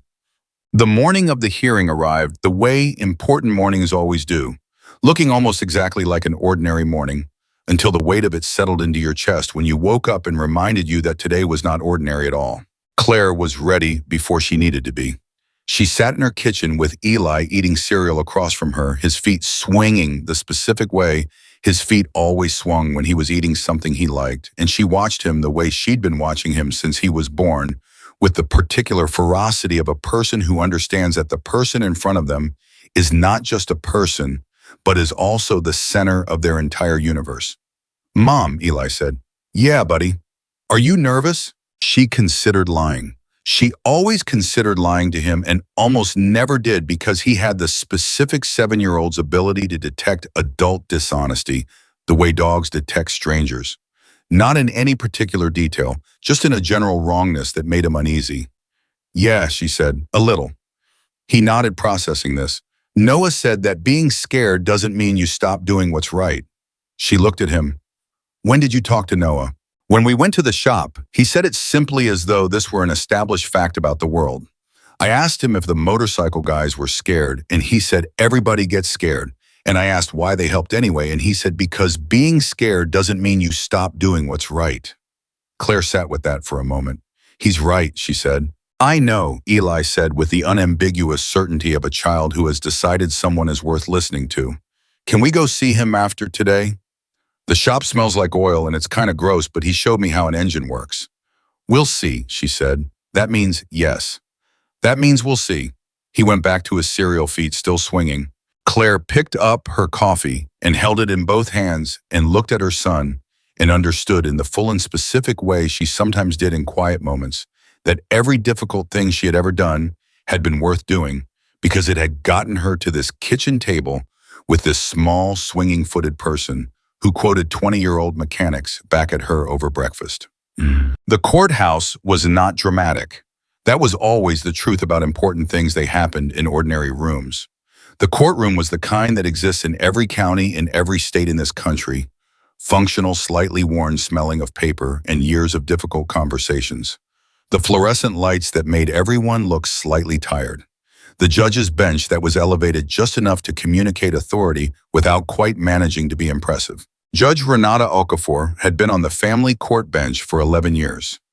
She had the particular quality that experience in family court builds a deep, unflinching understanding of what was at stake in every case before her, paired with an equally deep commitment to not letting that understanding make her lose her professional equilibrium. She had seen people at their worst and their most desperate. She had seen children used as leverage. She had seen love weaponized. She had developed over 11 years an almost perfect sensor for when someone was telling the truth about what they wanted and when they were performing it. She had read the pre-hearing submissions over the weekend. When she entered the courtroom on the morning of the hearing, her face gave nothing away. But the efficiency of her entrance, the pace, the posture, the immediate call to order communicated that she was not approaching this as a routine matter. Before we begin, Judge Okafor said, I want to address the supplemental motions filed by Petitioner's Counsel and the responding documentation from the County District Attorney's Office. She looked at Megan, then at the attorney for Daniel's side, a man named Franklin Greer, who had the expensive, confident air of someone who charged a great deal for his services and usually delivered. Mr. Greer, your client, was given the opportunity to respond to these filings. His response was that the surveillance was lawfully conducted. Greer stood. That is correct, Your Honor.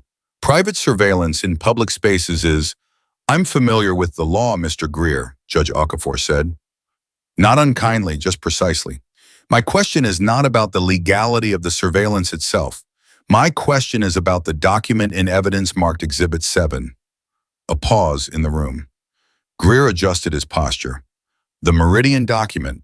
The Meridian Strategic Partners internal memo, Judge Okafor said, which outlines a strategy described as destabilization methodology. A strategy which, according to the memo itself, is designed not to document existing behavior, but to engineer circumstances calculated to produce behavior that can then be documented and presented as evidence of instability. She let that sit for a moment. Your client authorized Meridian Strategic Partners services 4 months ago. Are you telling this court he was unaware of their methods? The silence in the courtroom had a particular quality. It was the silence of a strategy that had been perfectly constructed for a different fight and had just encountered a fight it was not built for. Greer said, my client engaged what he believed was a standard investigative service. The memo, Mr. Greer, Judge Okafor said. Exhibit 7, did your client read the contract? Another pause. Clients are not always presented with internal operational documents. That is not an answer to my question. Greer stopped. He had been an attorney for 22 years. He knew the difference between a judge asking questions and a judge telling you something with questions. This was the second kind. He sat down, not dramatically, just quietly, the specific gesture of a man recalibrating in real time. Megan presented the evidence in the order she'd planned since the night Melissa's emails had started arriving. She was precise. She was controlled. She let the documents carry the weight rather than her voice because that was what good attorneys understood. The evidence that speaks for itself is always more powerful than the attorney who speaks for it. Noah's statement was entered as Exhibit 3. She read from it without editorializing. The wheel angle, the engine, the timing of the movement inside the vehicle relative to Claire's appearances outside the diner. 48 minutes of observation documented, with the specificity of a person whose professional training had taught him to notice what other people ignored. Judge Okafor read it herself. She looked up once briefly in the middle of it, with an expression that was too controlled to read precisely but was clearly not neutral.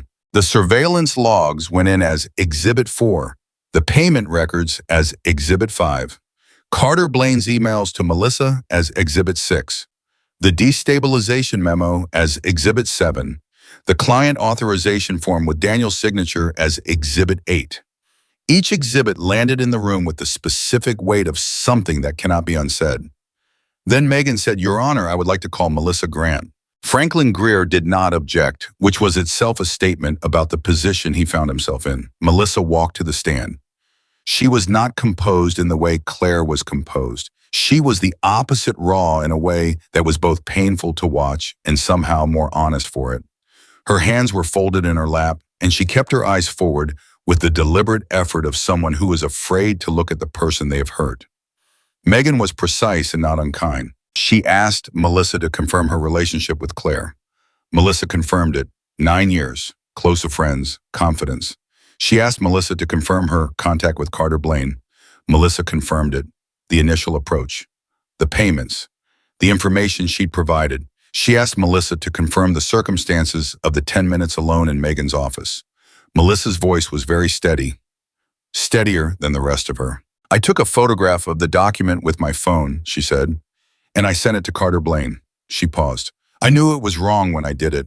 I knew it immediately. But I told myself it was just one thing, that she wouldn't. She stopped, breathed. "I was wrong." Judge Okafor asked, "Mrs. Grant, why are you here today?" Melissa looked at the judge directly for the first time. "Because Claire is a good mother," she said.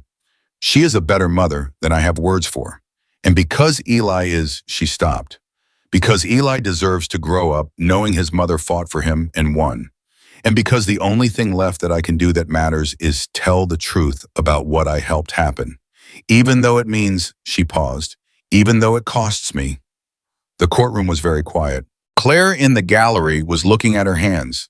She had been looking at her hands since Melissa started speaking, and her shoulders were very still in the way of someone using every available resource to hold a single position. Judge Okafor thanked Melissa and asked her to step down. Then she looked at both tables.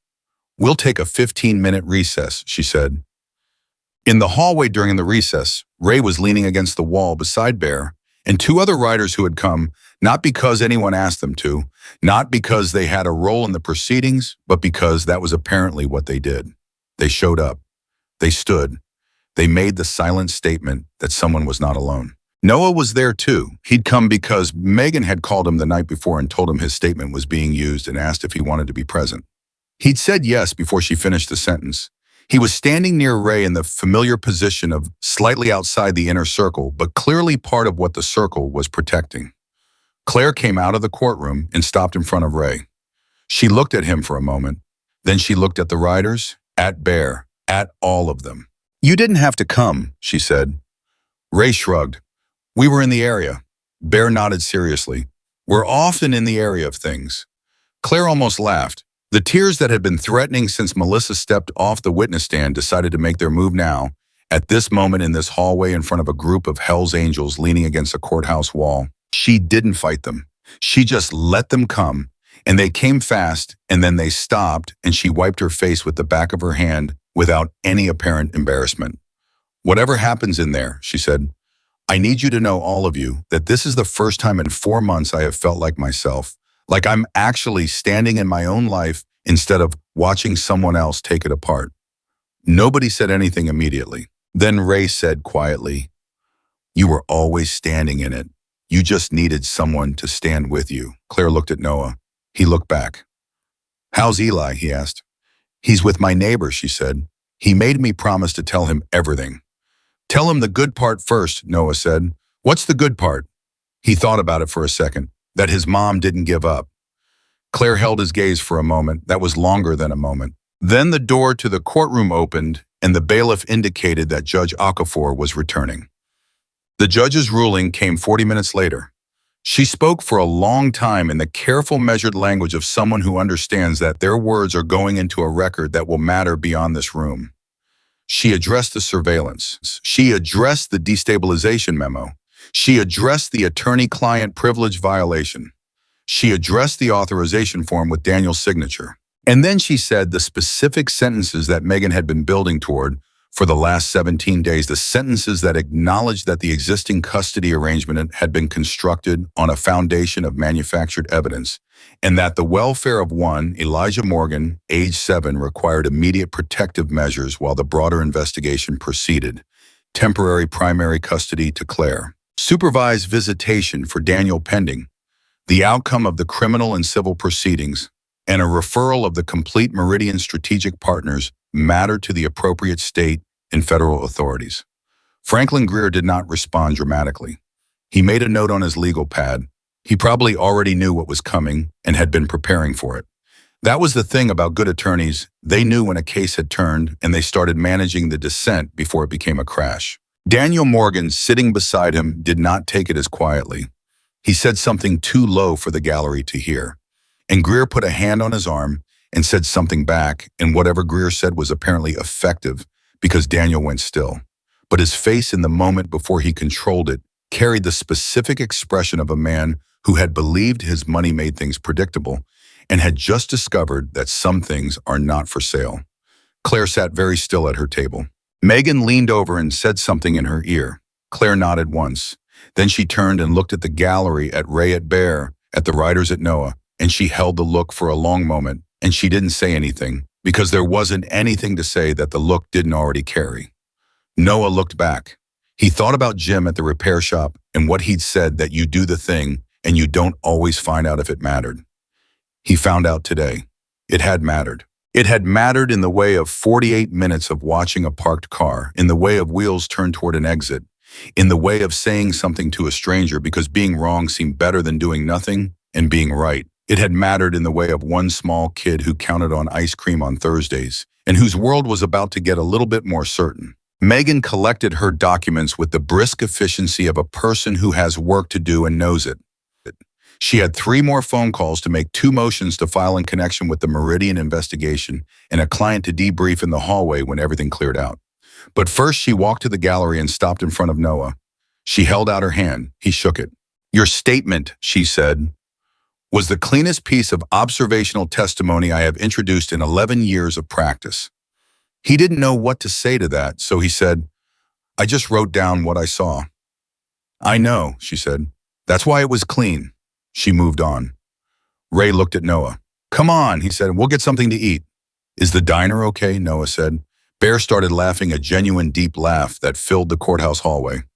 "Maybe not that diner," Ray said. "Fair enough," Noah said. They walked out of the courthouse into the afternoon. 12 writers, 1 young mechanic, 1 attorney on her phone, and somewhere across town, a 7-year-old boy waiting to hear whether today was going to be the kind of day his mother had been fighting for.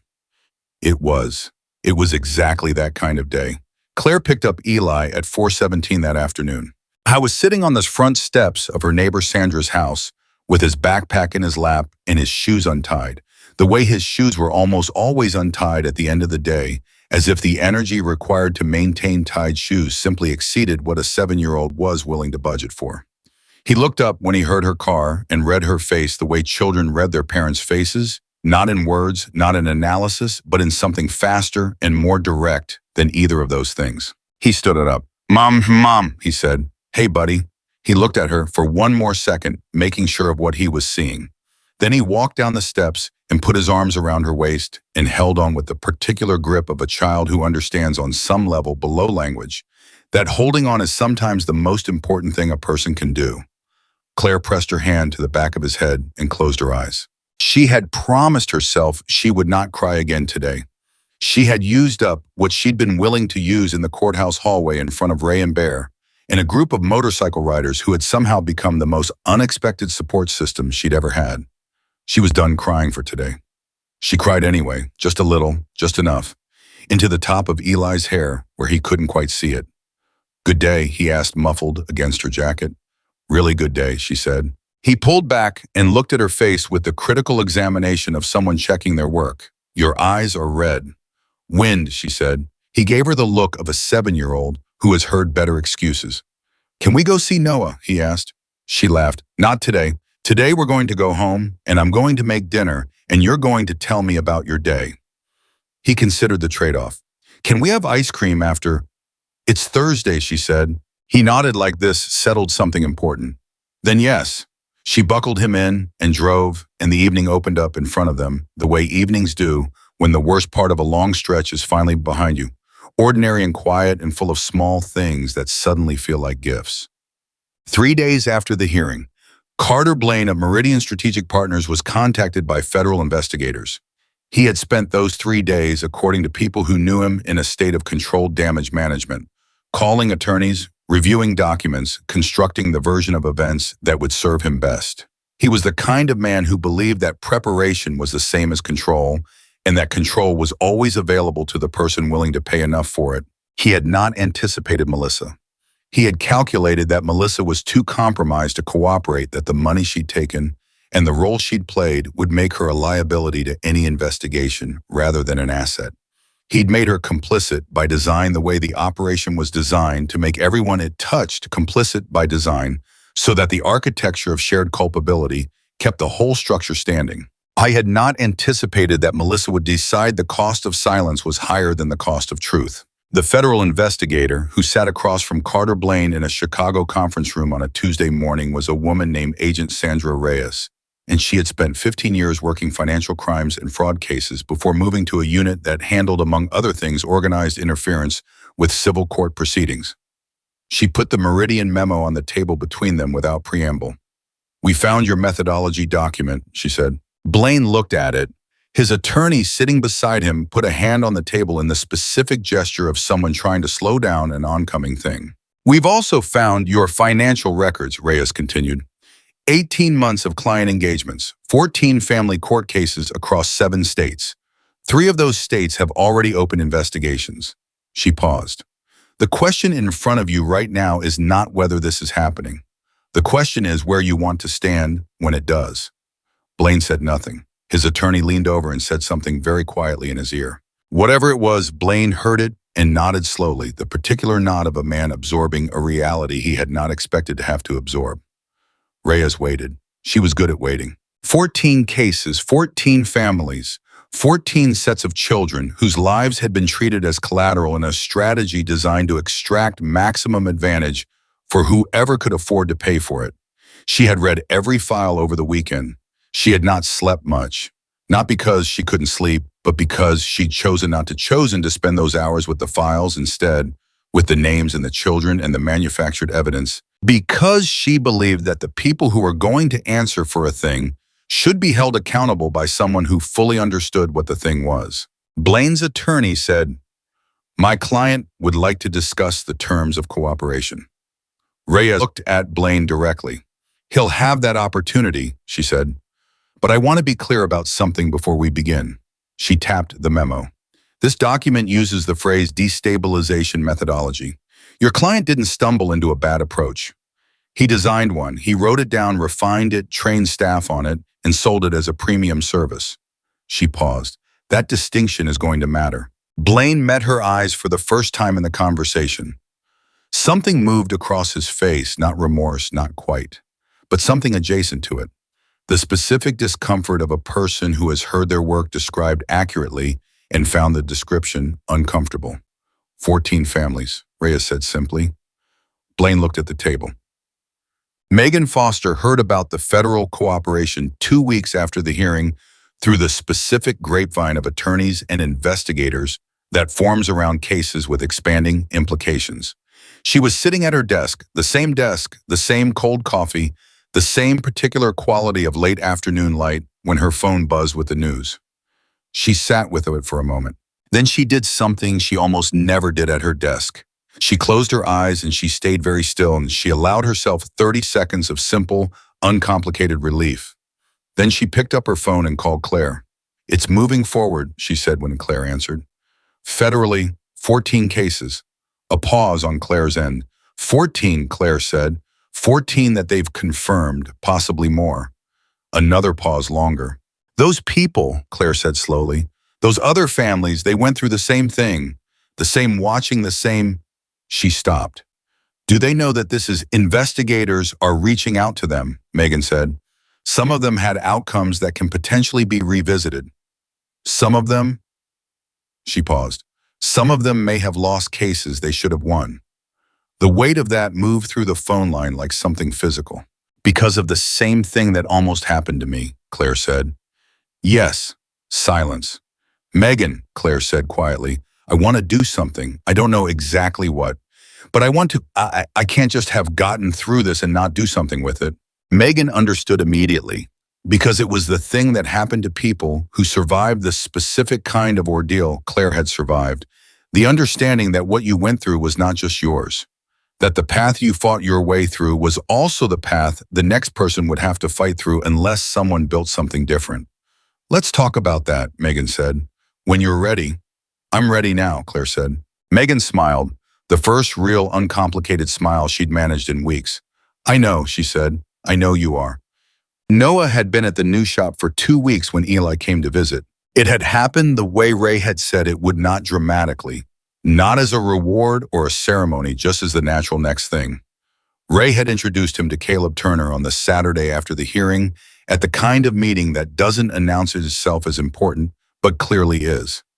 Caleb was in his late 50s, built like someone who had spent his entire life with his hands inside machines, with a specific quality of attention that Noah recognized immediately as his own, the kind that noticed things other people walk past.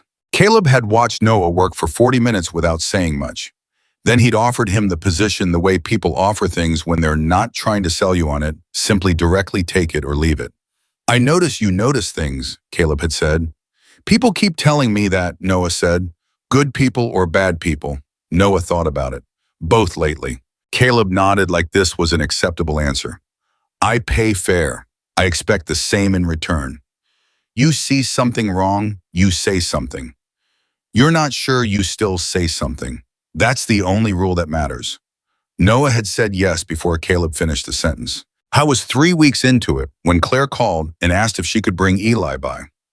Noah said yes, same as before. And on a Saturday afternoon that was warm enough to have the shop doors open, Claire pulled up in the silver Honda Battery, replaced, running perfectly now, and Eli got out before the car had quite stopped moving, the way 7-year-olds do when they have decided that the moment they're about to enter deserves their immediate presence. He looked at the shop with the wide-eyed, slightly overwhelmed expression of a child encountering something that smells powerful and looks complicated and is therefore immediately fascinating. He looked at Noah. You work here now, he said. I work here now, Noah confirmed. It's better than the other place. How do you know about the other place?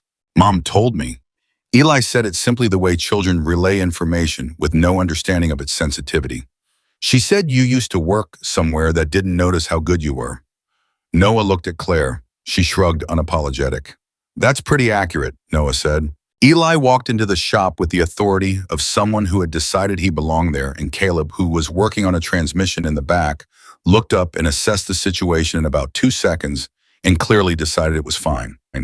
This the kid, he called to Noah. This is Eli, Noah said. Caleb wiped his hands on a rag and came over and shook Eli's hand with the serious adult-to-adult gravity that children respond to better than anything else. You interested in engines? Caleb asked. I don't know yet, Eli said honestly. Fair answer, Caleb said. Most people who end up loving them didn't know yet at first. Eli considered this. What made you love them? Caleb looked at him for a moment, then at Noah, then back at the boy. They don't lie, he said. An engine has a problem, it tells you. You just have to learn to listen. Eli thought about that with the visible concentration of someone filing something important. People should be more like that, he said. Caleb looked at Noah again. This time the look said something specific. Yeah, Caleb said. They should.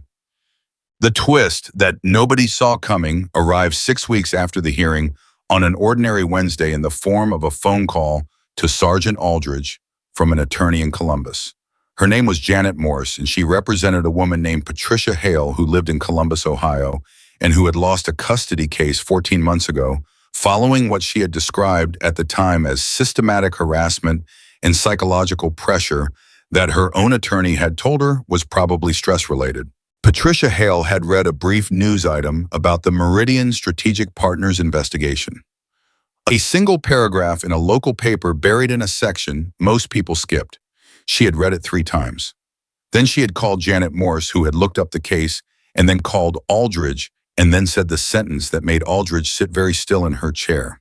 The lead investigator on the Hale surveillance, Janet Morse said, was the same person who ran the Morgan surveillance. Same firm, same methods. And we have reason to believe the outcome in the Hale case was directly influenced by manufactured documentation. Aldridge pulled up the Hale case. She read it in 45 minutes. Then she called Megan Foster. "Patricia Hale," she said. Megan already had her files open. "I've been expecting this call." "You knew about her?" "I suspected there were others when the federal investigation identified 14 cases. I started looking 2 weeks ago." Megan paused. "The Hale case is the clearest, but there are at least 2 others in Ohio alone where the pattern matches closely enough that an appeal is worth pursuing." "Can the outcomes be changed?" Aldridge asked. "Custody modifications based on fraud are revisable," Megan said. "It's not simple, it's not fast, but it's possible." She paused. "It's possible because of what happened in the Lucky Fork Diner parking lot, because we have documentation now, because Melissa gave us the architecture." Aldridge absorbed this. "How many kids?" she said quietly. Megan was quiet for a moment. "In the cases we've confirmed 11 children. 11 kids whose living situations were decided at least in part by manufactured evidence." Aldridge put the phone down on her desk for a second. Just a second. Then she picked it back up. "What do you need?" she asked. "I need the federal case to move fast," Megan said. "And I need Blaine's cooperation to be as complete as he's promised. I'll make some calls." "One more thing," Megan said. "Noah Bennett's statement. I want to use it again. In the Hale appeal and potentially in the others. His documentation of the surveillance methodology, the specific observation of operational behavior, is going to be the foundation of the argument that the method itself is the evidence, not just its application in Claire's case." Aldridge thought about a 20-year-old mechanic sitting outside a diner with a sandwich he never finished watching the wheel angle on a parked car. "Does he know?" she asked. "Not yet," Megan said. "I'm going to call him today." Noah was under a truck when his phone rang. He pulled himself out, checked the screen, saw Megan's name, and answered with the specific wariness of someone who has learned that calls from attorneys in the middle of the workday carry weight. "Noah," Megan said, "I need to tell you something, and I need to ask you something." "Okay," he said.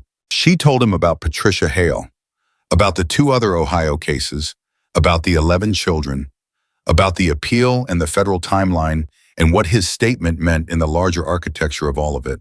He listened the way he listened to everything completely, without interrupting, filing it in the order it arrived. When she finished, he said, "What do you need from me?" "Permission to use your statement in the appeals," she said, "and potentially a deposition further down the line, explaining your observations, your background, how you came to notice what you noticed." "Yeah," he said immediately, "whatever you need." "It might take time," she said. "This isn't going to resolve in a few weeks. These appeals are going to take months, maybe longer." "I know," he said. "You're 20 years old," she said. "You have your own life to—" "Megan," he said, and something in his voice was so steady and so clear that she stopped. 11 kids. You said 11 kids." "Yes." "Then yes," he said, "whatever you need, for as long as it takes." A pause. "You know," Megan said, and her voice had shifted into the register of something real, something beneath the professional. "When I started as an attorney, I used to believe that cases were won by whoever had the best legal strategy. And then I started working family court, and I learned that cases are won by whoever has the most truth on their side. And I spent years thinking that was naive." She paused. "I don't think it's naive anymore." "Because of a parking lot," Noah said.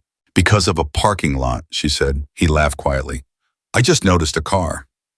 "Noah," said, and her voice was very direct now, "you built a case from wheel angle and engine behavior that is now the evidentiary foundation for a federal investigation into a multi-state fraud operation targeting vulnerable families."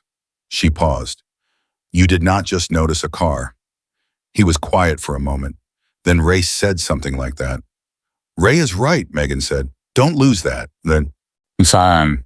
The community meeting happened on a Friday evening in September. Claire had been asked to speak by a local advocacy group that worked with survivors of domestic legal abuse, a term she'd learned in the months after the hearing, a term that named something she'd lived through but hadn't had a word for. She had agreed because Megan had said it mattered, and because something in her understood that the next person going through what she'd gone through deserved to walk into a room where someone had already survived it and was willing to say so out loud. She prepared for 2 weeks. She wrote notes and then threw them away and wrote different ones. She practiced in front of her bathroom mirror at 11 o'clock at night after Eli was asleep, which was the only truly quiet time in her life. She revised. She cut things. She added other things back. On the night of the meeting, she sat in the car outside the community center for 4 minutes before she went in. She wasn't afraid of the room. She was afraid of saying the wrong thing, of making what happened to her seem like a story with a clean ending, when she knew in the way of someone who was still living through the aftermath that the ending was ongoing and complicated and sometimes still hard in ways she hadn't expected. She went in anyway, because being scared didn't mean you stopped doing what was right. She said that to herself in the elevator and almost laughed at the fact that she was quoting a 20-year-old mechanic to herself at a community meeting. The room held about 60 people, families mostly, attorneys, a few advocates, 2 journalists who had been covering the Meridian investigation, and in the back in a row of seats that might have been insufficient for the number of large men occupying them, Ray and Bear and 4 of the other writers in their cuts looking exactly as out of place and exactly as absolutely present as they had in the courthouse hallway. Noah was beside Ray. He looked at Claire when she walked in. She looked back. Something passed between them in that look, not warmth exactly, though warmth was part of it, more like the recognition between 2 people who have been through something together and know without having to say it what the other person went through to get to this room. She walked to the front. She said what she'd prepared mostly. She talked about what it felt like to be surveilled, not the mechanics of it, but the lived experience of it. The way it made you doubt your own perception. The way it made you smaller, not in one dramatic moment, but in 100 small ones, each one barely noticeable, until you looked up one day and realized you'd been living in a crouch. She talked about telling her attorney and being told she was probably imagining it. She's not a bad attorney, Claire said. She's actually a brilliant attorney. But without evidence, I was just a woman saying something that couldn't be proven. And being a woman saying something that can't be proven, she paused. Most of us know what that feels like. The room was quiet in the particular way of people recognizing something from their own lives. What changed everything, Claire said, was not a dramatic moment. It was not a confrontation or a heroic intervention or a scene from something you'd see in a film. She paused. It was a 20-year-old mechanic who noticed something that didn't fit. She found Noah in the back of the room. He was looking at the floor. She suspected he'd known this was coming and had decided the floor was safer than eye contact. He didn't know me, she said. He had no reason to get involved. He wasn't law enforcement. He wasn't security. He was a young man eating his lunch who noticed that a car's wheels were pointed the wrong direction and that an engine that should have been off was still running. She paused, and he almost didn't say anything. He told me later that he sat with it for 48 minutes, that the voice in his head kept telling him it was none of his business. She looked at the room.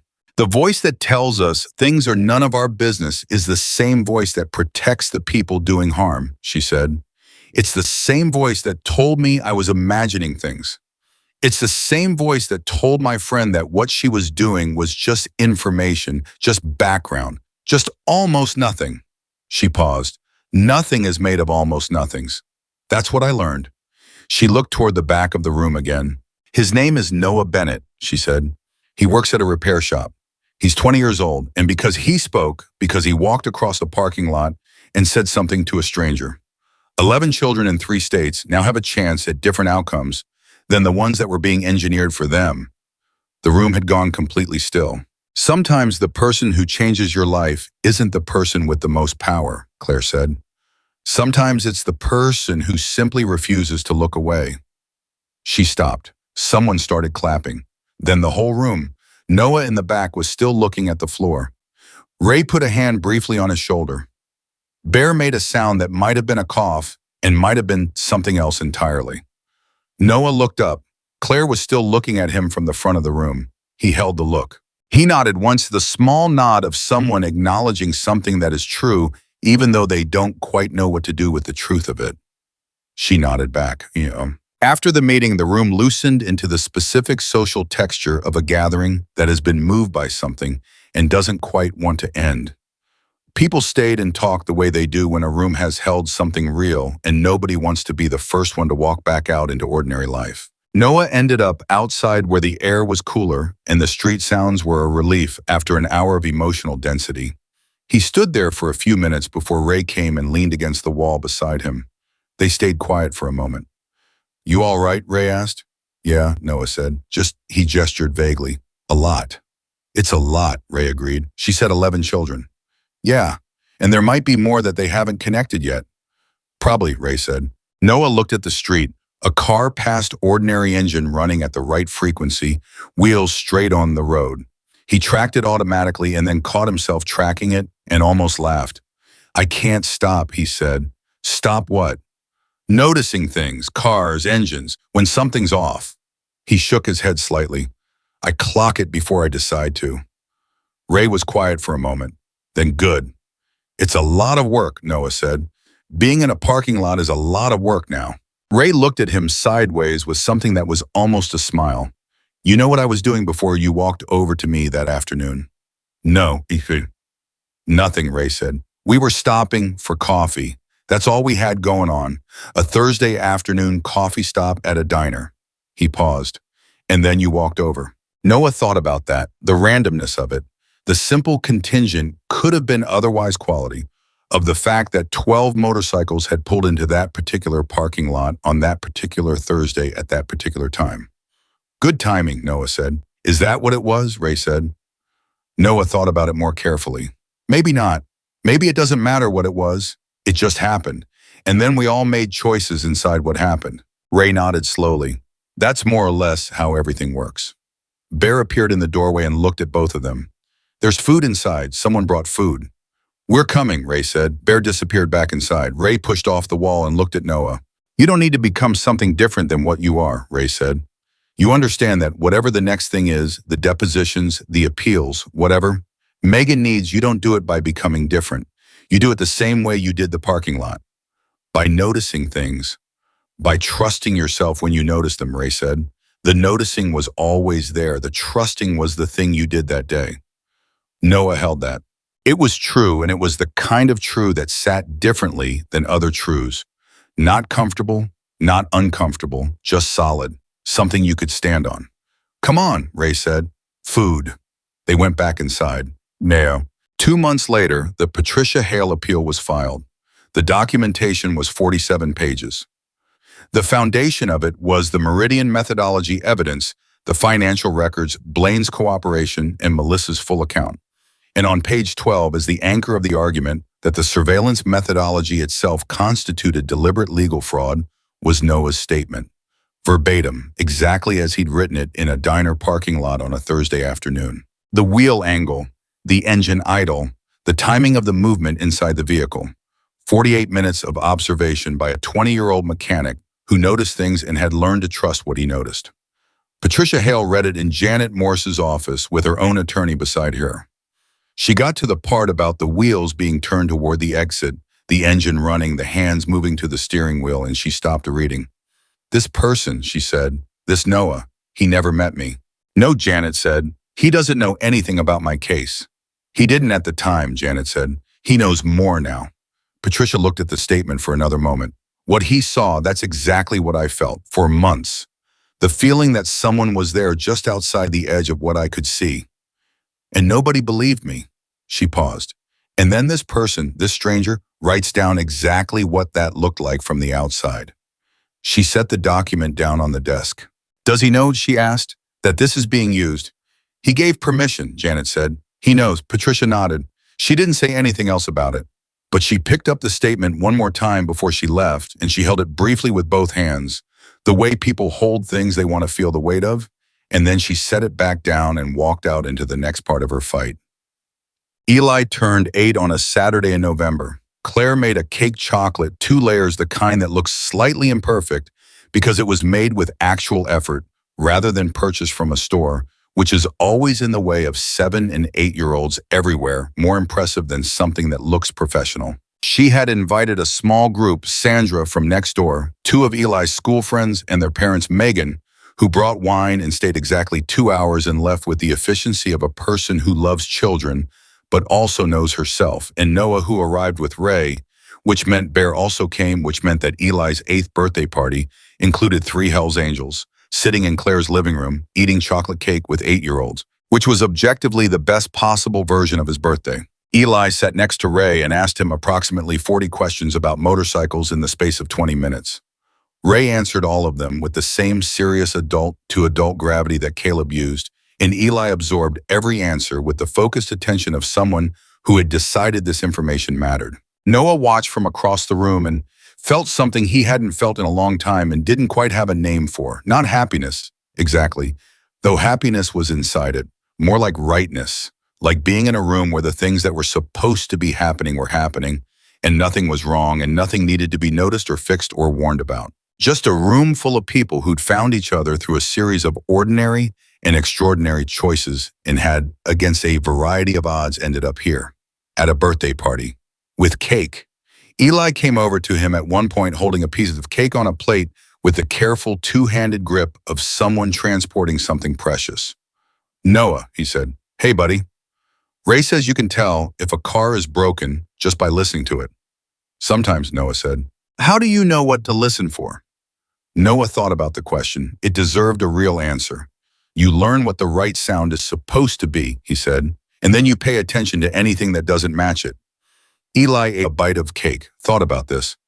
"Is that how you knew the car in the parking lot was wrong?" he asked. "It didn't sound right." "Not the sound," Noah said. "The position, the way it was sitting, the way it was waiting." "But you knew it wasn't right." "Yeah." How Noah looked at him, this 8-year-old with frosting on his lip and a serious look in his eyes that was older than 8. The kind of seriousness that grows in kids who have felt the world shift underneath them and have been watching carefully ever since to make sure they can feel it coming next time. "Because I've seen a lot of things that are right," Noah said. "And when something isn't, it feels different. It doesn't match." Eli nodded slowly, the information going somewhere inside him where it would likely stay. "I want to learn that," he said. "You already do it," Noah said. "Kids are actually better at it than adults. Adults learn to ignore the feeling. Kids haven't learned that yet." Eli considered this. "Why do adults ignore it?" "Because being right about something wrong is uncomfortable," Noah said. "And a lot of people decide that comfortable is better than right." Eli looked at him. "That's dumb," he said. Noah laughed. "Yeah," he said. "It kind of is." Eli went back to Ray with his empty cake plate and his new information, and Noah sat with the specific quiet of a person who has just been reminded by an 8-year-old with frosting on his face why any of it matters. That evening, after the guests had gone and Eli was in bed negotiating the nightly hallway light argument with the specific determined energy of a child who has had an excellent day and does not want it to officially end, Claire sat on the front steps. Noah was still there. He'd stayed to help with cleanup and then hadn't quite left, the way you don't leave a place when you're comfortable in it and nobody has asked you to go. He sat beside her. The evening was cool. The street was quiet in the way of residential streets at 8 o'clock on a Saturday. The specific quiet that means everyone is inside warm, doing the small private things that make up a life. "He's going to be okay," Noah said. "I know," Claire said. "I know he is."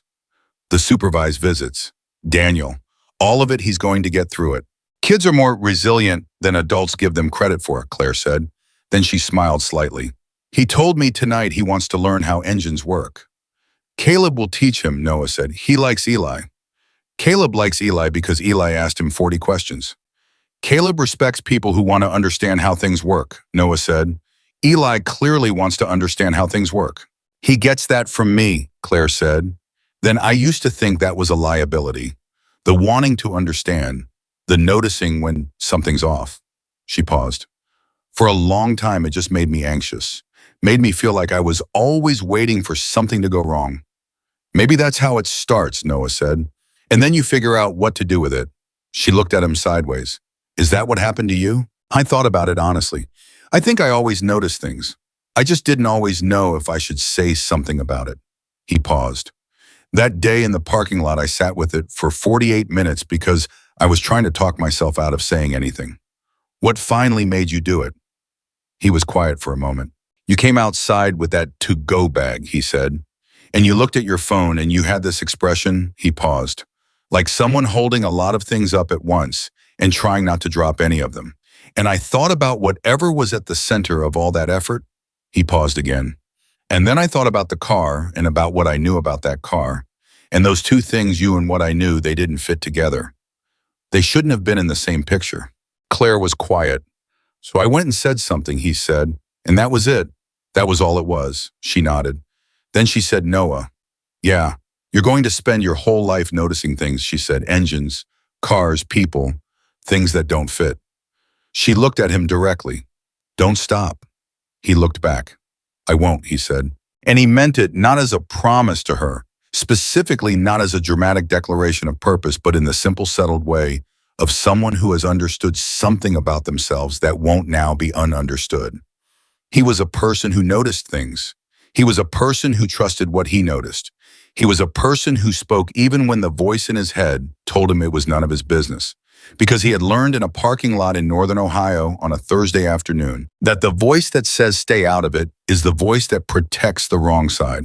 He would notice things for the rest of his life. He would speak when he noticed them. And sometimes nothing would come of it. And sometimes, not often, but sometimes everything would. The street was quiet. Somewhere inside the house, Eli had finally negotiated the hallway light into its correct position and gone silent, the way children go silent when they're actually finally fully asleep, that particular complete stillness that is one of the most reassuring sounds in the world. Claire heard it and let out a slow breath. Noah heard it too. Good night, he said. Good night, Noah. He walked to his car, an older model, reliable, with a small irregularity in the idle that he'd been meaning to fix and kept not getting around to, and drove home through quiet streets, watching the road the way he always watched the road. Noticing the things that fit and the things that didn't, trusting the difference. 3 states, 14 cases, 11 children, 1 federal investigation, 1 appeal filed, more coming, 1 8-year-old sleeping peacefully in a house that was against significant effort to the contrary, still his home, and 1 20-year-old mechanic who had almost on a Thursday afternoon, with an unfinished sandwich and a voice in his head saying it was none of his business, looked away. He hadn't looked away. That was the whole story. That was every bit of it. One person in one moment choosing to trust what they saw and everything that was possible because of that choice, spreading outward like light through a space that had been dark for a very long time. The car that shouldn't have been there had been there. Noah Bennett had seen it. And because he had seen it and spoken and stayed, 12 riders had moved. 1 attorney had fought, 1 friend had told the truth. 1 judge had seen clearly, and 14 families had been given back. The thing that had been taken from them piece by piece in the dark. The chance to stand in their own lives and be believed. You don't need a badge to matter. You just need to refuse to look away.